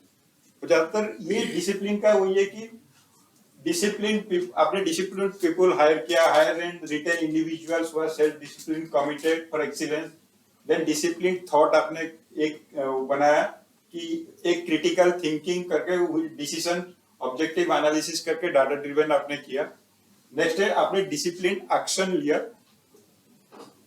ये थ्रू हेज अप कंसेप्ट को कंसीडर करते हुए आपको आपने कोई भी डिसीजन एक्शन लिया। बट ये देखा गया कि कुछ कंपनियां, जैसे there is a case study I will present, हमने ये देखा कि it is between Mukesh Ambani and Anil Ambani. Both of them started in 2004 after the demise of Dhirubhai Ambani. तो कंपनी फिर डिवाइड होता है इन 2004 आई थिंक 4 या 5। फिर 2008 से हमने एक स्टडी शुरू किया। 2008 में दोनों के पास Mukesh Ambani net worth was around $43 billion and Anil Ambani net worth was around $42 billion. There's only $1 billion difference. And Mukesh Ambani was the fifth richest person and he was the sixth richest person. से फिर टर्न अराउंड शुरू होता है फ्रॉम 2008. 2008 के बाद इन्होंने अनिल अंबानी ने एक काफी सारे एक्सपेरिमेंट करना शुरू किया, नए फील्ड्स में जाने के शुरू किया. जैसे सडनली वो उस पे एंटर करके आई थिंक कोई आडलिया किसी मूवी थिएटर में उसमें एंटर किया. उसके बाद उन्होंने बाहर के कंपनी के साथ वो पिक्चर बनाने वाले कंपनी के साथ एंटर किया. उसके बाद सडनली उन्होंने वो आई थिंक शिपिंग टैंक बनाने वाला कोई कंपनी था उसको भी परचेज कर लिया. ऐसे 4-5 कंपनी उन्होंने एकदम से ना वो अट्रैक्टिव बिजनेस लगते हैं कि इसमें मनी तुरंत बनता है. बट प्रॉब्लम क्या है कि वो ये नहीं समझ पाते कि वो जो बेसिक कॉन्सेप्ट है कि हेजॉग कॉन्सेप्ट है, ये कॉन्सेप्ट है कि आपका कॉम्पिटेंस एरिया क्या है. आपको पता होना चाहिए कि मैं किस में सूट बैठता हूँ, मेरा जो टीम है या मेरा जो मतलब पूरा कंपनी के लीडर्स हैं वो उसमें फिट बैठते हैं. मैं नए उस पर बिना एक्सपेरिमेंट करके चला जाता हूँ तो आगे जाके वो मुश्किल होता है. और यही सेम प्रॉब्लम उन्होंने फेस किया. आज की डेट पे अनिल अंबानी की जो नेटवर्थ है फ्रॉम $43 बिलियन टू आज की डेट पे I think he is near to zero. जबकि इसके इन कॉन्ट्रास्ट टू हमारे Mukesh Ambani who is more discipline in his मतलब बिहेवियर एंड एटीट्यूड. उसने आज तक कोई भी डिसीजन लिया रिलायंस एनर्जी रिलेटेड जो भी फील्ड है उसको पता है कि मैं किस फील्ड में बेस्ट हूँ, उसी फील्ड को कंटिन्यू करते हुए उस फील्ड को उन्होंने ग्रो किया. और से उसी का रिजल्ट है कि आज की डेट पे he has reached from $43 billion to I think more than $100 billion. तो ये बेसिकली ये दिखाता है कि for a small period of time आप ये सारी चीजें कंटिन्यू करके एक स्टेज तक पहुंच जाते हो. बट अगर आप डिसिप्लिन नहीं हो देन आपके डाउनफॉल वहीं से शुरू होता है. और ये पूरा जो कंसेप्ट है great good to great company, ये बेसिक लास्ट में यही पे डिपेंड करता है कि अगर आप अपनी पॉलिसीज और डिसिप्लिन नहीं हो तो कंपनी किसी ना किसी स्टेज पे जाके फिर डाउनफॉल शुरू होगा. That's it. बेसिकली वो डाइवर्सिफाई करने से मना नहीं कर रहा है, वो बोल रहा है कि जो अपनी कोर कॉम्पिटेंसी है उसमें डाइवर्सिफाई करो और जो आपका करंट बिजनेस है उसको किल नहीं करो. आप अगर कुछ और करना चाह रहे हो तो करो, लेकिन जो करंट बिजनेस है उस पर उतना ही ध्यान दो. ये नहीं कि अपने कोर को छोड़ के कुछ और करना शुरू कर दिया. अगर मेरा बिजनेस डाउनफॉल में जा रहा है अगर हाँ, या दूसरा ये है कि अगर ये मुझे लग रहा है बिजनेस की ये बिजनेस शायद 10 साल बाद नहीं चलेगा तो मैं किसी और बिजनेस में जाने की कोशिश करूंगा. लेकिन अगर मुझे लग रहा है कि अगले 25-30 साल में ये बिजनेस कर रहा हूँ या 50 साल बिजनेस कर रहा हूँ तो इसमें रहूंगा. लेकिन मैं क्या करूंगा, छोटा सा पोर्शन निकालूंगा जो जनरल कंपनी करती है, एक छोटा सा टीम बनाऊंगा जो एक उसको बोलते हैं इनोवेशन टीम बेसिकली. तो उसमें 2-3 तरीके के होते हैं तरह से कर सकते हो. एक तो ऐसा कर सकते हो कि आप उसी कंपनी के अंदर में एक नया ग्रुप बना दो और उसका जो टारगेट IRR रेवेन्यू और ये सब नहीं होता है. उसका टारगेट होता है कि भाई मैं क्या इनोवेट कर सकता हूँ, क्या नया ट्रेंड चल रहा है मार्केट में उसको मैं देख सकता हूँ, उस ट्रेंड को मैं उसके लिए कैपेबिलिटी बिल्ड करता हूँ. समझे? तो अपने टीम से लोगों को निकाला, कैपेबिलिटी बिल्ड की उस कंपनी को खड़ा करने के लिए और फिर रिवर्स मदद कर दिया. जैसे मैं तेल और गैस की कंपनी में हूँ आज की डेट में. यार ये जो बिजनेस है, I'm just giving an example. I'm not saying restaurant का बिजनेस जो बहुत बड़े चल रहा है इंडिया में. तो कोविड में भी रेस्टोरेंट चल गए, बाकी सब बंद हो गए लेकिन रेस्टोरेंट चलता रहा या फार्मास्यूटिकल चलता रहा. तो मैं क्या करूंगा, इसमें 2-3 तरीके होते हैं.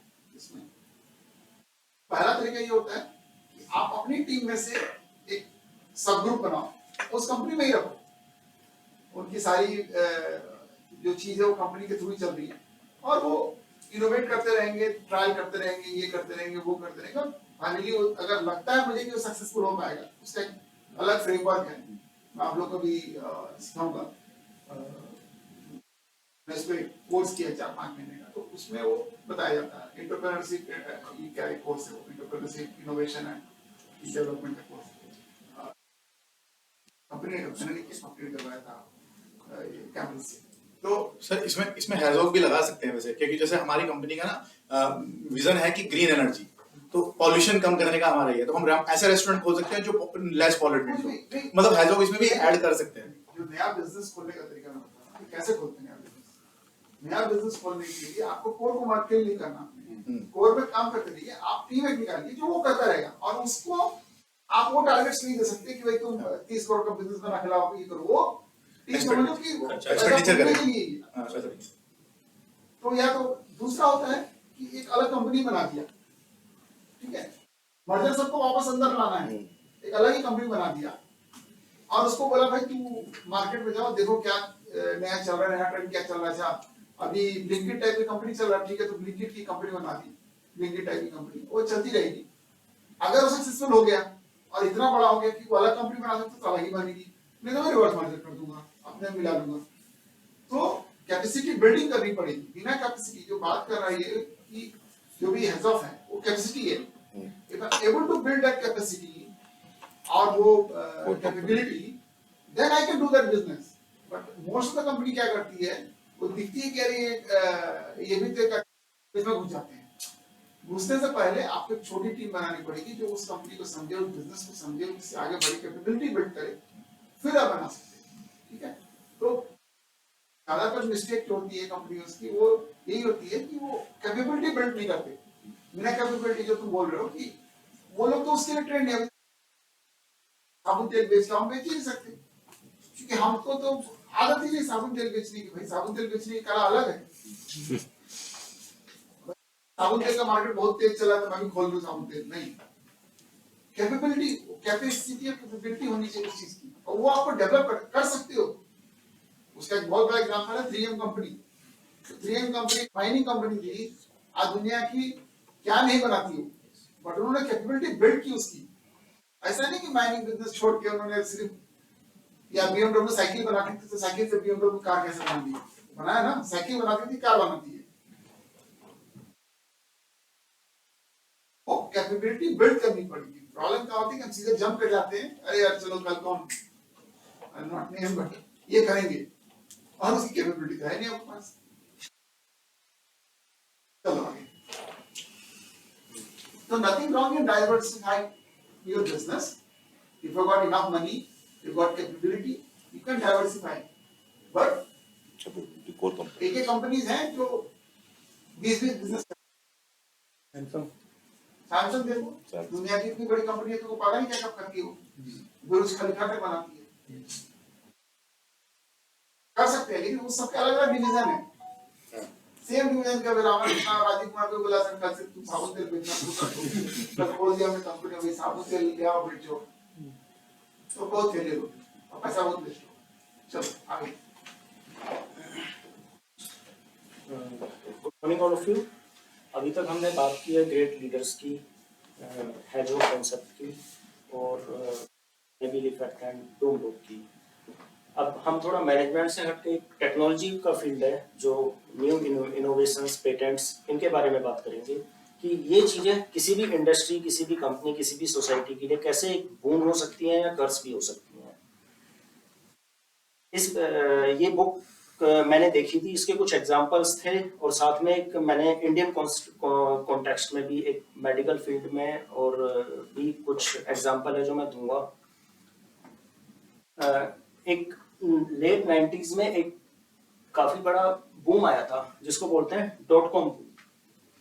उस टाइम पे क्या था कि कंपनीज को बोला जा रहा था आइदर आप अपनी वेबसाइट बनाए, कनेक्ट टू इंटरनेट और पेरिस। एक ट्रेंड चला था कंपनीज में, एक फोमो जिसको बोलते हैं, वो ट्रेंड चला था कि अगर आप इंटरनेट से नहीं जुड़े, आपकी वेबसाइट नहीं, तो आपका बिजनेस नहीं चलेगा। और कंपनी अच्छा कर भी रही थी लेट 90s में, जब इंटरनेट का बूम आया, इंटरनेट चला, कंपनीज ने अपनी वेबसाइट बनाई, ज्यादा से ज्यादा कस्टमर ऐड हुए, रेवेन्यू हुआ, उसके डिनोमिनेटर में बिजनेस ऐड हुआ। बट लेकिन ओवर द टाइम ये एक बबल था। .com एक ये वेबसाइट थी और इंटरनेट था, एक नई टेक्नोलॉजी थी, लोगों के लिए नई चीज थी। इसमें मैं एक एग्जांपल दूंगा इस बुक से। एक drugstore.com एक कंपनी थी, अभी इसको चलते हुए सिर्फ 9 महीने हुए थे यूएस में, इसके कुछ स्टोर्स भी खुले थे। इसने इसको सोचा कि टेक्नोलॉजी का हम कैसे यूज कर सकते हैं कि एक हम अपनी चेन को मल्टीप्लाई कर सकें और अपने बिजनेस को एक्सपेंड कर सकें। इसमें एक अपना चेन बिजनेस जो फार्मेसी है, इसमें कैसे इसको इंक्रीज किया जाए। तो उन्होंने अपनी एक वेबसाइट बनाई और विद इन ए वीक एक मतलब मिरेकल भी हुआ कि $6 से इसका शेयर स्टार्ट हुआ था और $28 तक पहुंच गया था। 4 टाइम्स ज्यादा इसकी कॉस्ट बढ़ गई थी। और इसके साथ एक पैरेलली वॉलग्रीन फार्मेसी थी जो एक यूएस में काफी बड़ा ये रिटेलर चेन स्टोर थी, इसकी चेन ऑफ स्टोर्स थी फार्मेसी की। तो उसका जो स्टॉक था उस बीच में 40% डाउन भी हो गया इसके साथ। अब विद इन ए वीक इनके पास $300 बिलियन का कैपिटल इकट्ठा हुआ। एम्प्लॉइज इनके पास सिर्फ 500 थे और जो इनका कोई सेंट्रल वेयर हाउस नहीं था। मैं drug.com जो कंपनी है इसकी बात कर रहा हूँ। और इन्होंने जो साथ की और कंपनीज थी उनके साथ कोलैबोरेट किया, जो लोकल इसके फार्मेसी के स्टोर्स होते हैं, और अपना काम चालू किया। बट जिस तरह से लोगों ने कैपिटल दिया, जितना पैसा इसके पास आया, वो उस तरह की डिलीवरी नहीं कर पा रहे थे, क्योंकि ऑब्वियस सी बात है इनके पास अपना कोई इंफ्रास्ट्रक्चर नहीं था। इन्होंने मेनली एक टेक्नोलॉजी को, इनका मेन मोटिव रहा कि किसी तरह से हमारे पास कैपिटल आए, हमारी एक वेबसाइट बने।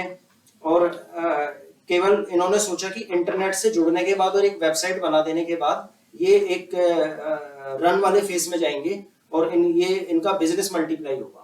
दूसरी तरफ आता है हम वॉलग्रीन की तरफ। इनकी हिस्ट्री रही थी, इन्होंने टेक्नोलॉजी को अपने जो हैजक कॉन्सेप्ट को पहचाना था। इनका मेन जो इनकी जो सुप्रीमेसी थी और जो इनका हैजक कॉन्सेप्ट था वो फार्मेसी था। इनके पास गुड फार्मासिस्ट थे।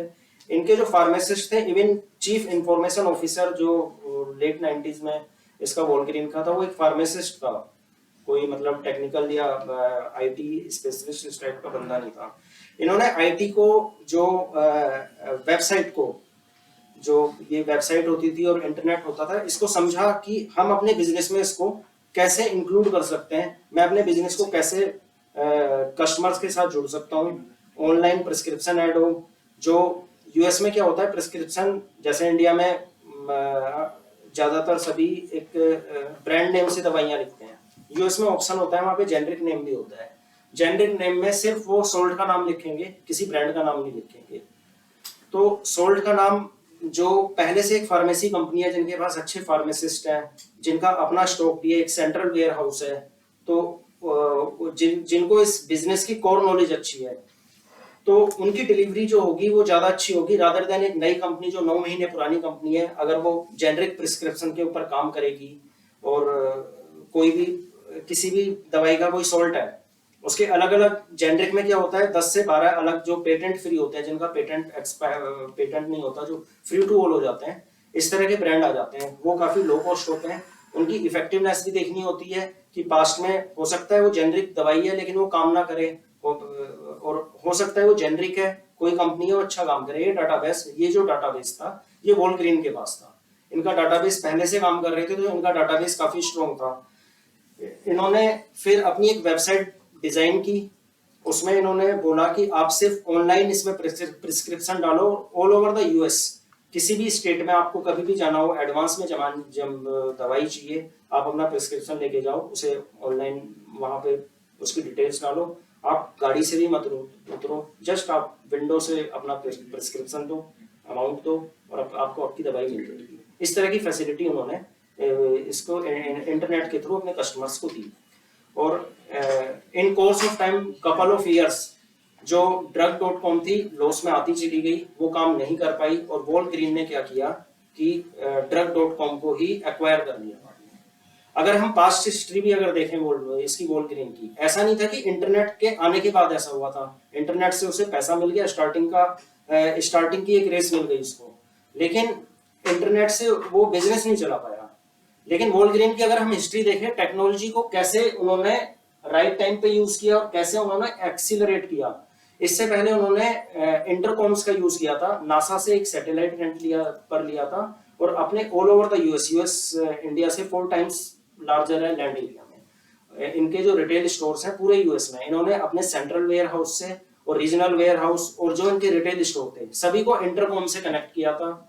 सभी का डाटा एक कंप्यूटराइज्ड होता था। उस समय इंटरनेट नहीं था, बट इंटरकॉम से ये लोग यूज करना जानते थे। ये जानते थे कि टेक्नोलॉजी को कैसे यूज करना है, कैसे अपने सेंट्रल से रीजनल और रीजनल से रिटेल वेयर हाउस टू जो लास्ट डिलीवरी जो होती है उस सप्लाई चेन को कैसे मैनेज करना है, ये इस चीज में एक्सपर्ट थे। तो इंटरनेट का आना और वेबसाइट का आना जस्ट एक स्टेप था जिसको इन्होंने लेवरेज यूज किया। जस्ट ये इंटरनेट के उस फ्लो में नहीं बह गए कि इंटरनेट आ रहा है उससे जुड़ेंगे या अपना कोई स्टार्टअप बनाएंगे, कुछ भी बनाएंगे, एक वेबसाइट बनाएंगे तो हम उस बिजनेस को चला लेंगे। अब एक दूसरा एग्जांपल इसमें जैसे दिया है, right technology right time. Technology एक अगर राइट टाइम पे हो तो एक रेस की तरह होती है। जो भी टेक्नोलॉजी होती है, जो पेटेंट होता है, अगर इस रेस में जो कंपनी आगे निकल जाती है दूसरी कंपनी उसको पकड़ नहीं पाती। अब इसका एग्जांपल मैं जिलेट से दूंगा। किंग कैम्प जिलेट स्टार्टिंग में एक सेल्समैन थे 1905 में। तो ये स्टार्टिंग में बोतल विद कॉर्क के साथ बोतल होती थी, उसके सेल्समैन थे। तो उन्होंने एक चीज अपने उसमें देखी कि जो रीयूजेबल चीजें होती हैं, कुछ यूज हुई फिर वो चीज यूज हो सकती है। उन्होंने ये दिमाग लगाया इन्होंने, जो सेविंग ब्लेड्स होते हैं उस टाइम पे, जो सेविंग ब्लेड्स होते हैं जिसको लेमैन उसमें लैंग्वेज में उस्तरा बोलते हैं, वो चमड़े के उससे साफ करते थे। और जो नाई होता था वो काफी स्किल्ड पर्सन होता था। उस जो स्किल्ड है उसी के पास लोग जाते थे, क्योंकि कोई नया आदमी करेगा उससे नाक कान होठ कुछ भी कर सकता था। वो मतलब खतरनाक चीज थी। टाइम लगता था, एक सोशल सर्किल था, लोग इकट्ठे हो रहे हैं, वहां पे जा रहे हैं। तो इन्होंने सबसे पहले जो ब्लेड्स होते हैं, रीयूजेबल ब्लेड, रेजर ब्लेड, उसके बाद सेफ्टी रेजर्स, इसका इन्वेंशन किया। इसको इन्वेंशन किया। और इन्वेंशन में इनके साथ MIT की एक टीम भी थी।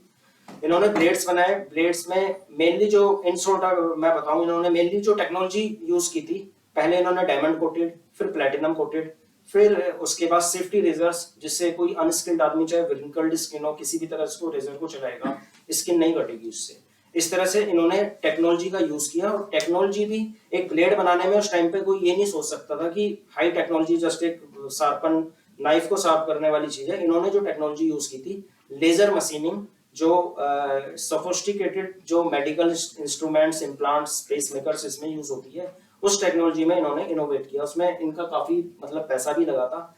बट विद टाइम अगर हम देखें, उसके बाद पेटेंट जब एक्सपायर हो गया, उसके बाद एक दूसरी कंपनी आई थी विल्किंसन सोल्ट, ये इंग्लैंड कंपनी थी।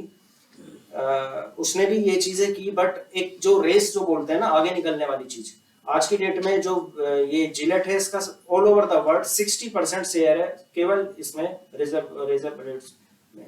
और विल्किंसन सोल्ट का जो है अराउंड 16 to 17% शेयर है। तो वो ये कंपनी जो इसने लीड लिया। और आने वाले मतलब जो गुड टू ग्रेट की बात करें, आने वाले मतलब नियर फ्यूचर में भी ऐसा लगता नहीं है कि जिलेट कहीं पे कोई जिलेट को इस चीज में पीछे कर पाएगा। अब एक मैं इंडियन कॉन्टेक्स्ट, इंडियन उसमें भी आऊंगा। एक मूवी आई थी जिसका नाम था एक डॉक्टर की मौत। तो उसमें ये एक ट्रू स्टोरी थी। एक हमारे यहाँ पे डॉक्टर थे, डॉक्टर सुभाष मुखर्जी। उन्होंने सबसे पहले इंडिया में टेस्ट ट्यूब बेबी, जो वर्ल्ड में नहीं है, इंडिया में कनुप्रिया अग्रवाल, ये इन्होंने इन्वेंट किया था। IVF जो एक इन्वेंशन था, IVF टेक्नोलॉजी जो होती है, वो इस पे ये काम करते थे। ये कोलकाता में एक गवर्नमेंट हॉस्पिटल था, वहाँ पे थे। इन्होंने काफ़ी रिसर्च की थी, सारी चीज़ें उसके ऊपर की, सक्सेसफुल भी हो गया। बट इंडिया में क्या है कि रिसर्च पे, टेक्नोलॉजी पे, पेटेंट्स पे कभी ध्यान नहीं दिया जाता, कोई भी नहीं देता। और इस चीज़ के लिए इनके साथ एक ब्यूरोक्रेसी से झगड़ा भी हुआ था। जो हेल्थ सेक्रेटरी होते हैं, generally these peoples are IAS, उनका बैकग्राउंड शायद जो जिससे इनका वो हुआ था, वो आर्ट साइड से कोई था। फिर इनको काफ़ी ह्यूमिलेट भी किया गया था इस चीज़ के लिए, और इन्होंने फिर सुसाइड भी कर ली थी। सेम उसी साल, जिस साल इनका सब कुछ रेडी था, पूरी रिसर्च रेडी थी, उसी साल जो IVF का पेटेंट था वो इंग्लैंड ने कराया था, वो इंग्लैंड में किया था। और IVF जब एक बार कोई चीज़ पेटेंट हो जाती है, उससे रिलेटेड जो मेडिकल से रिलेटेड इंडस्ट्री हो गई और हॉस्पिटल्स हो गए, काफ़ी बड़ा चेन सिस्टम होता है इसमें भी, इंडस्ट्री भी होती है, हॉस्पिटल्स भी होते हैं। तो इंडिया काफ़ी बड़ी पॉपुलेशन वाला कंट्री है, यहाँ से काफ़ी मतलब टेस्ट ट्यूब बेबी के लिए लोग बाहर जाते थे स्टार्टिंग में। यहाँ की हमारी मेडिकल इंडस्ट्रीज भी हैं जो उस पेटेंट का यूज़ कर सकती थी, और हमारी जो मेडिकल साइंस और मेडिकल कंपनी है वो आगे बढ़ सकती थी, बट वो हम स्लगिश ब्यूरोक्रेसी या जो टाइम पे राइट टेक्नोलॉजी राइट टाइम, उस चीज को हम एसेस नहीं कर पाए, उसका लेवरेज नहीं ले पाए, उस चीज को टेक्नोलॉजी को हमने इग्नोर कर दिया एक तरह से, ईगो या जो भी गवर्नमेंट सिस्टम है या जो भी है वो चीज इग्नोर हो गई, तो हमारी इंडस्ट्री और हम उसमें पिछड़ गए। और अगर इसमें देखें तो हम जैसे लड़े हैं उसके लिए बासमती का पेटेंट, नीम का पेटेंट, ऐसे कई चीजें हैं जो इंडियन के प्रोडक्ट हैं, और जहाँ पे हमारी कंपनीज या हमारी गवर्नमेंट बहुत अच्छा कर सकती थी, उस टेक्नोलॉजी को हम खुद आगे बढ़ा सकते थे, बट वो हैरेस की बाहर की कंपनीज ने, प्रॉक्टर गैम्बल हो गई या जो बाहर की कंपनीज हैं उन्होंने।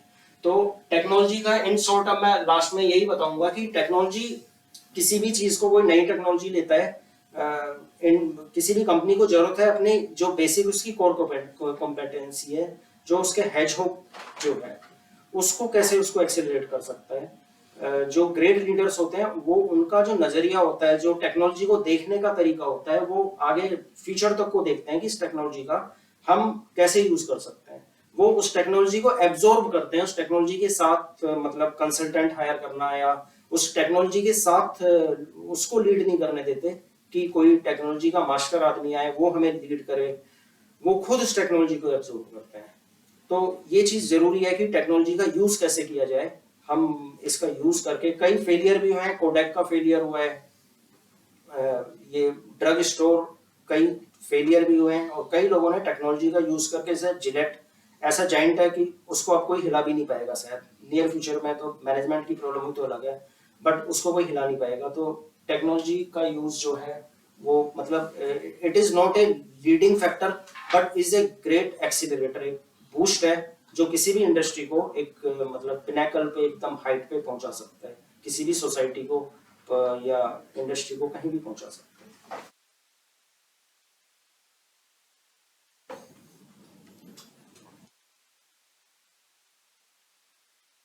बेसिकली अगर सर अपनी जो हम आज का था कि we have to explain good to great book, तो जब हमने फर्स्ट स्लाइड बताई थी, जैसे बोला भी, we started with the thought कि आपने जो गीता वाली बात बोली थी वहां से शुरू करें, एंड टू आवर सरप्राइज इत्तेफाक से जो हमारी आज की लास्ट स्लाइड है ना सर, वो आपके पहले वर्ड्स थे आज की। ये जो पासिंग द टॉर्च वाली बात है, ये this is our last slide sir.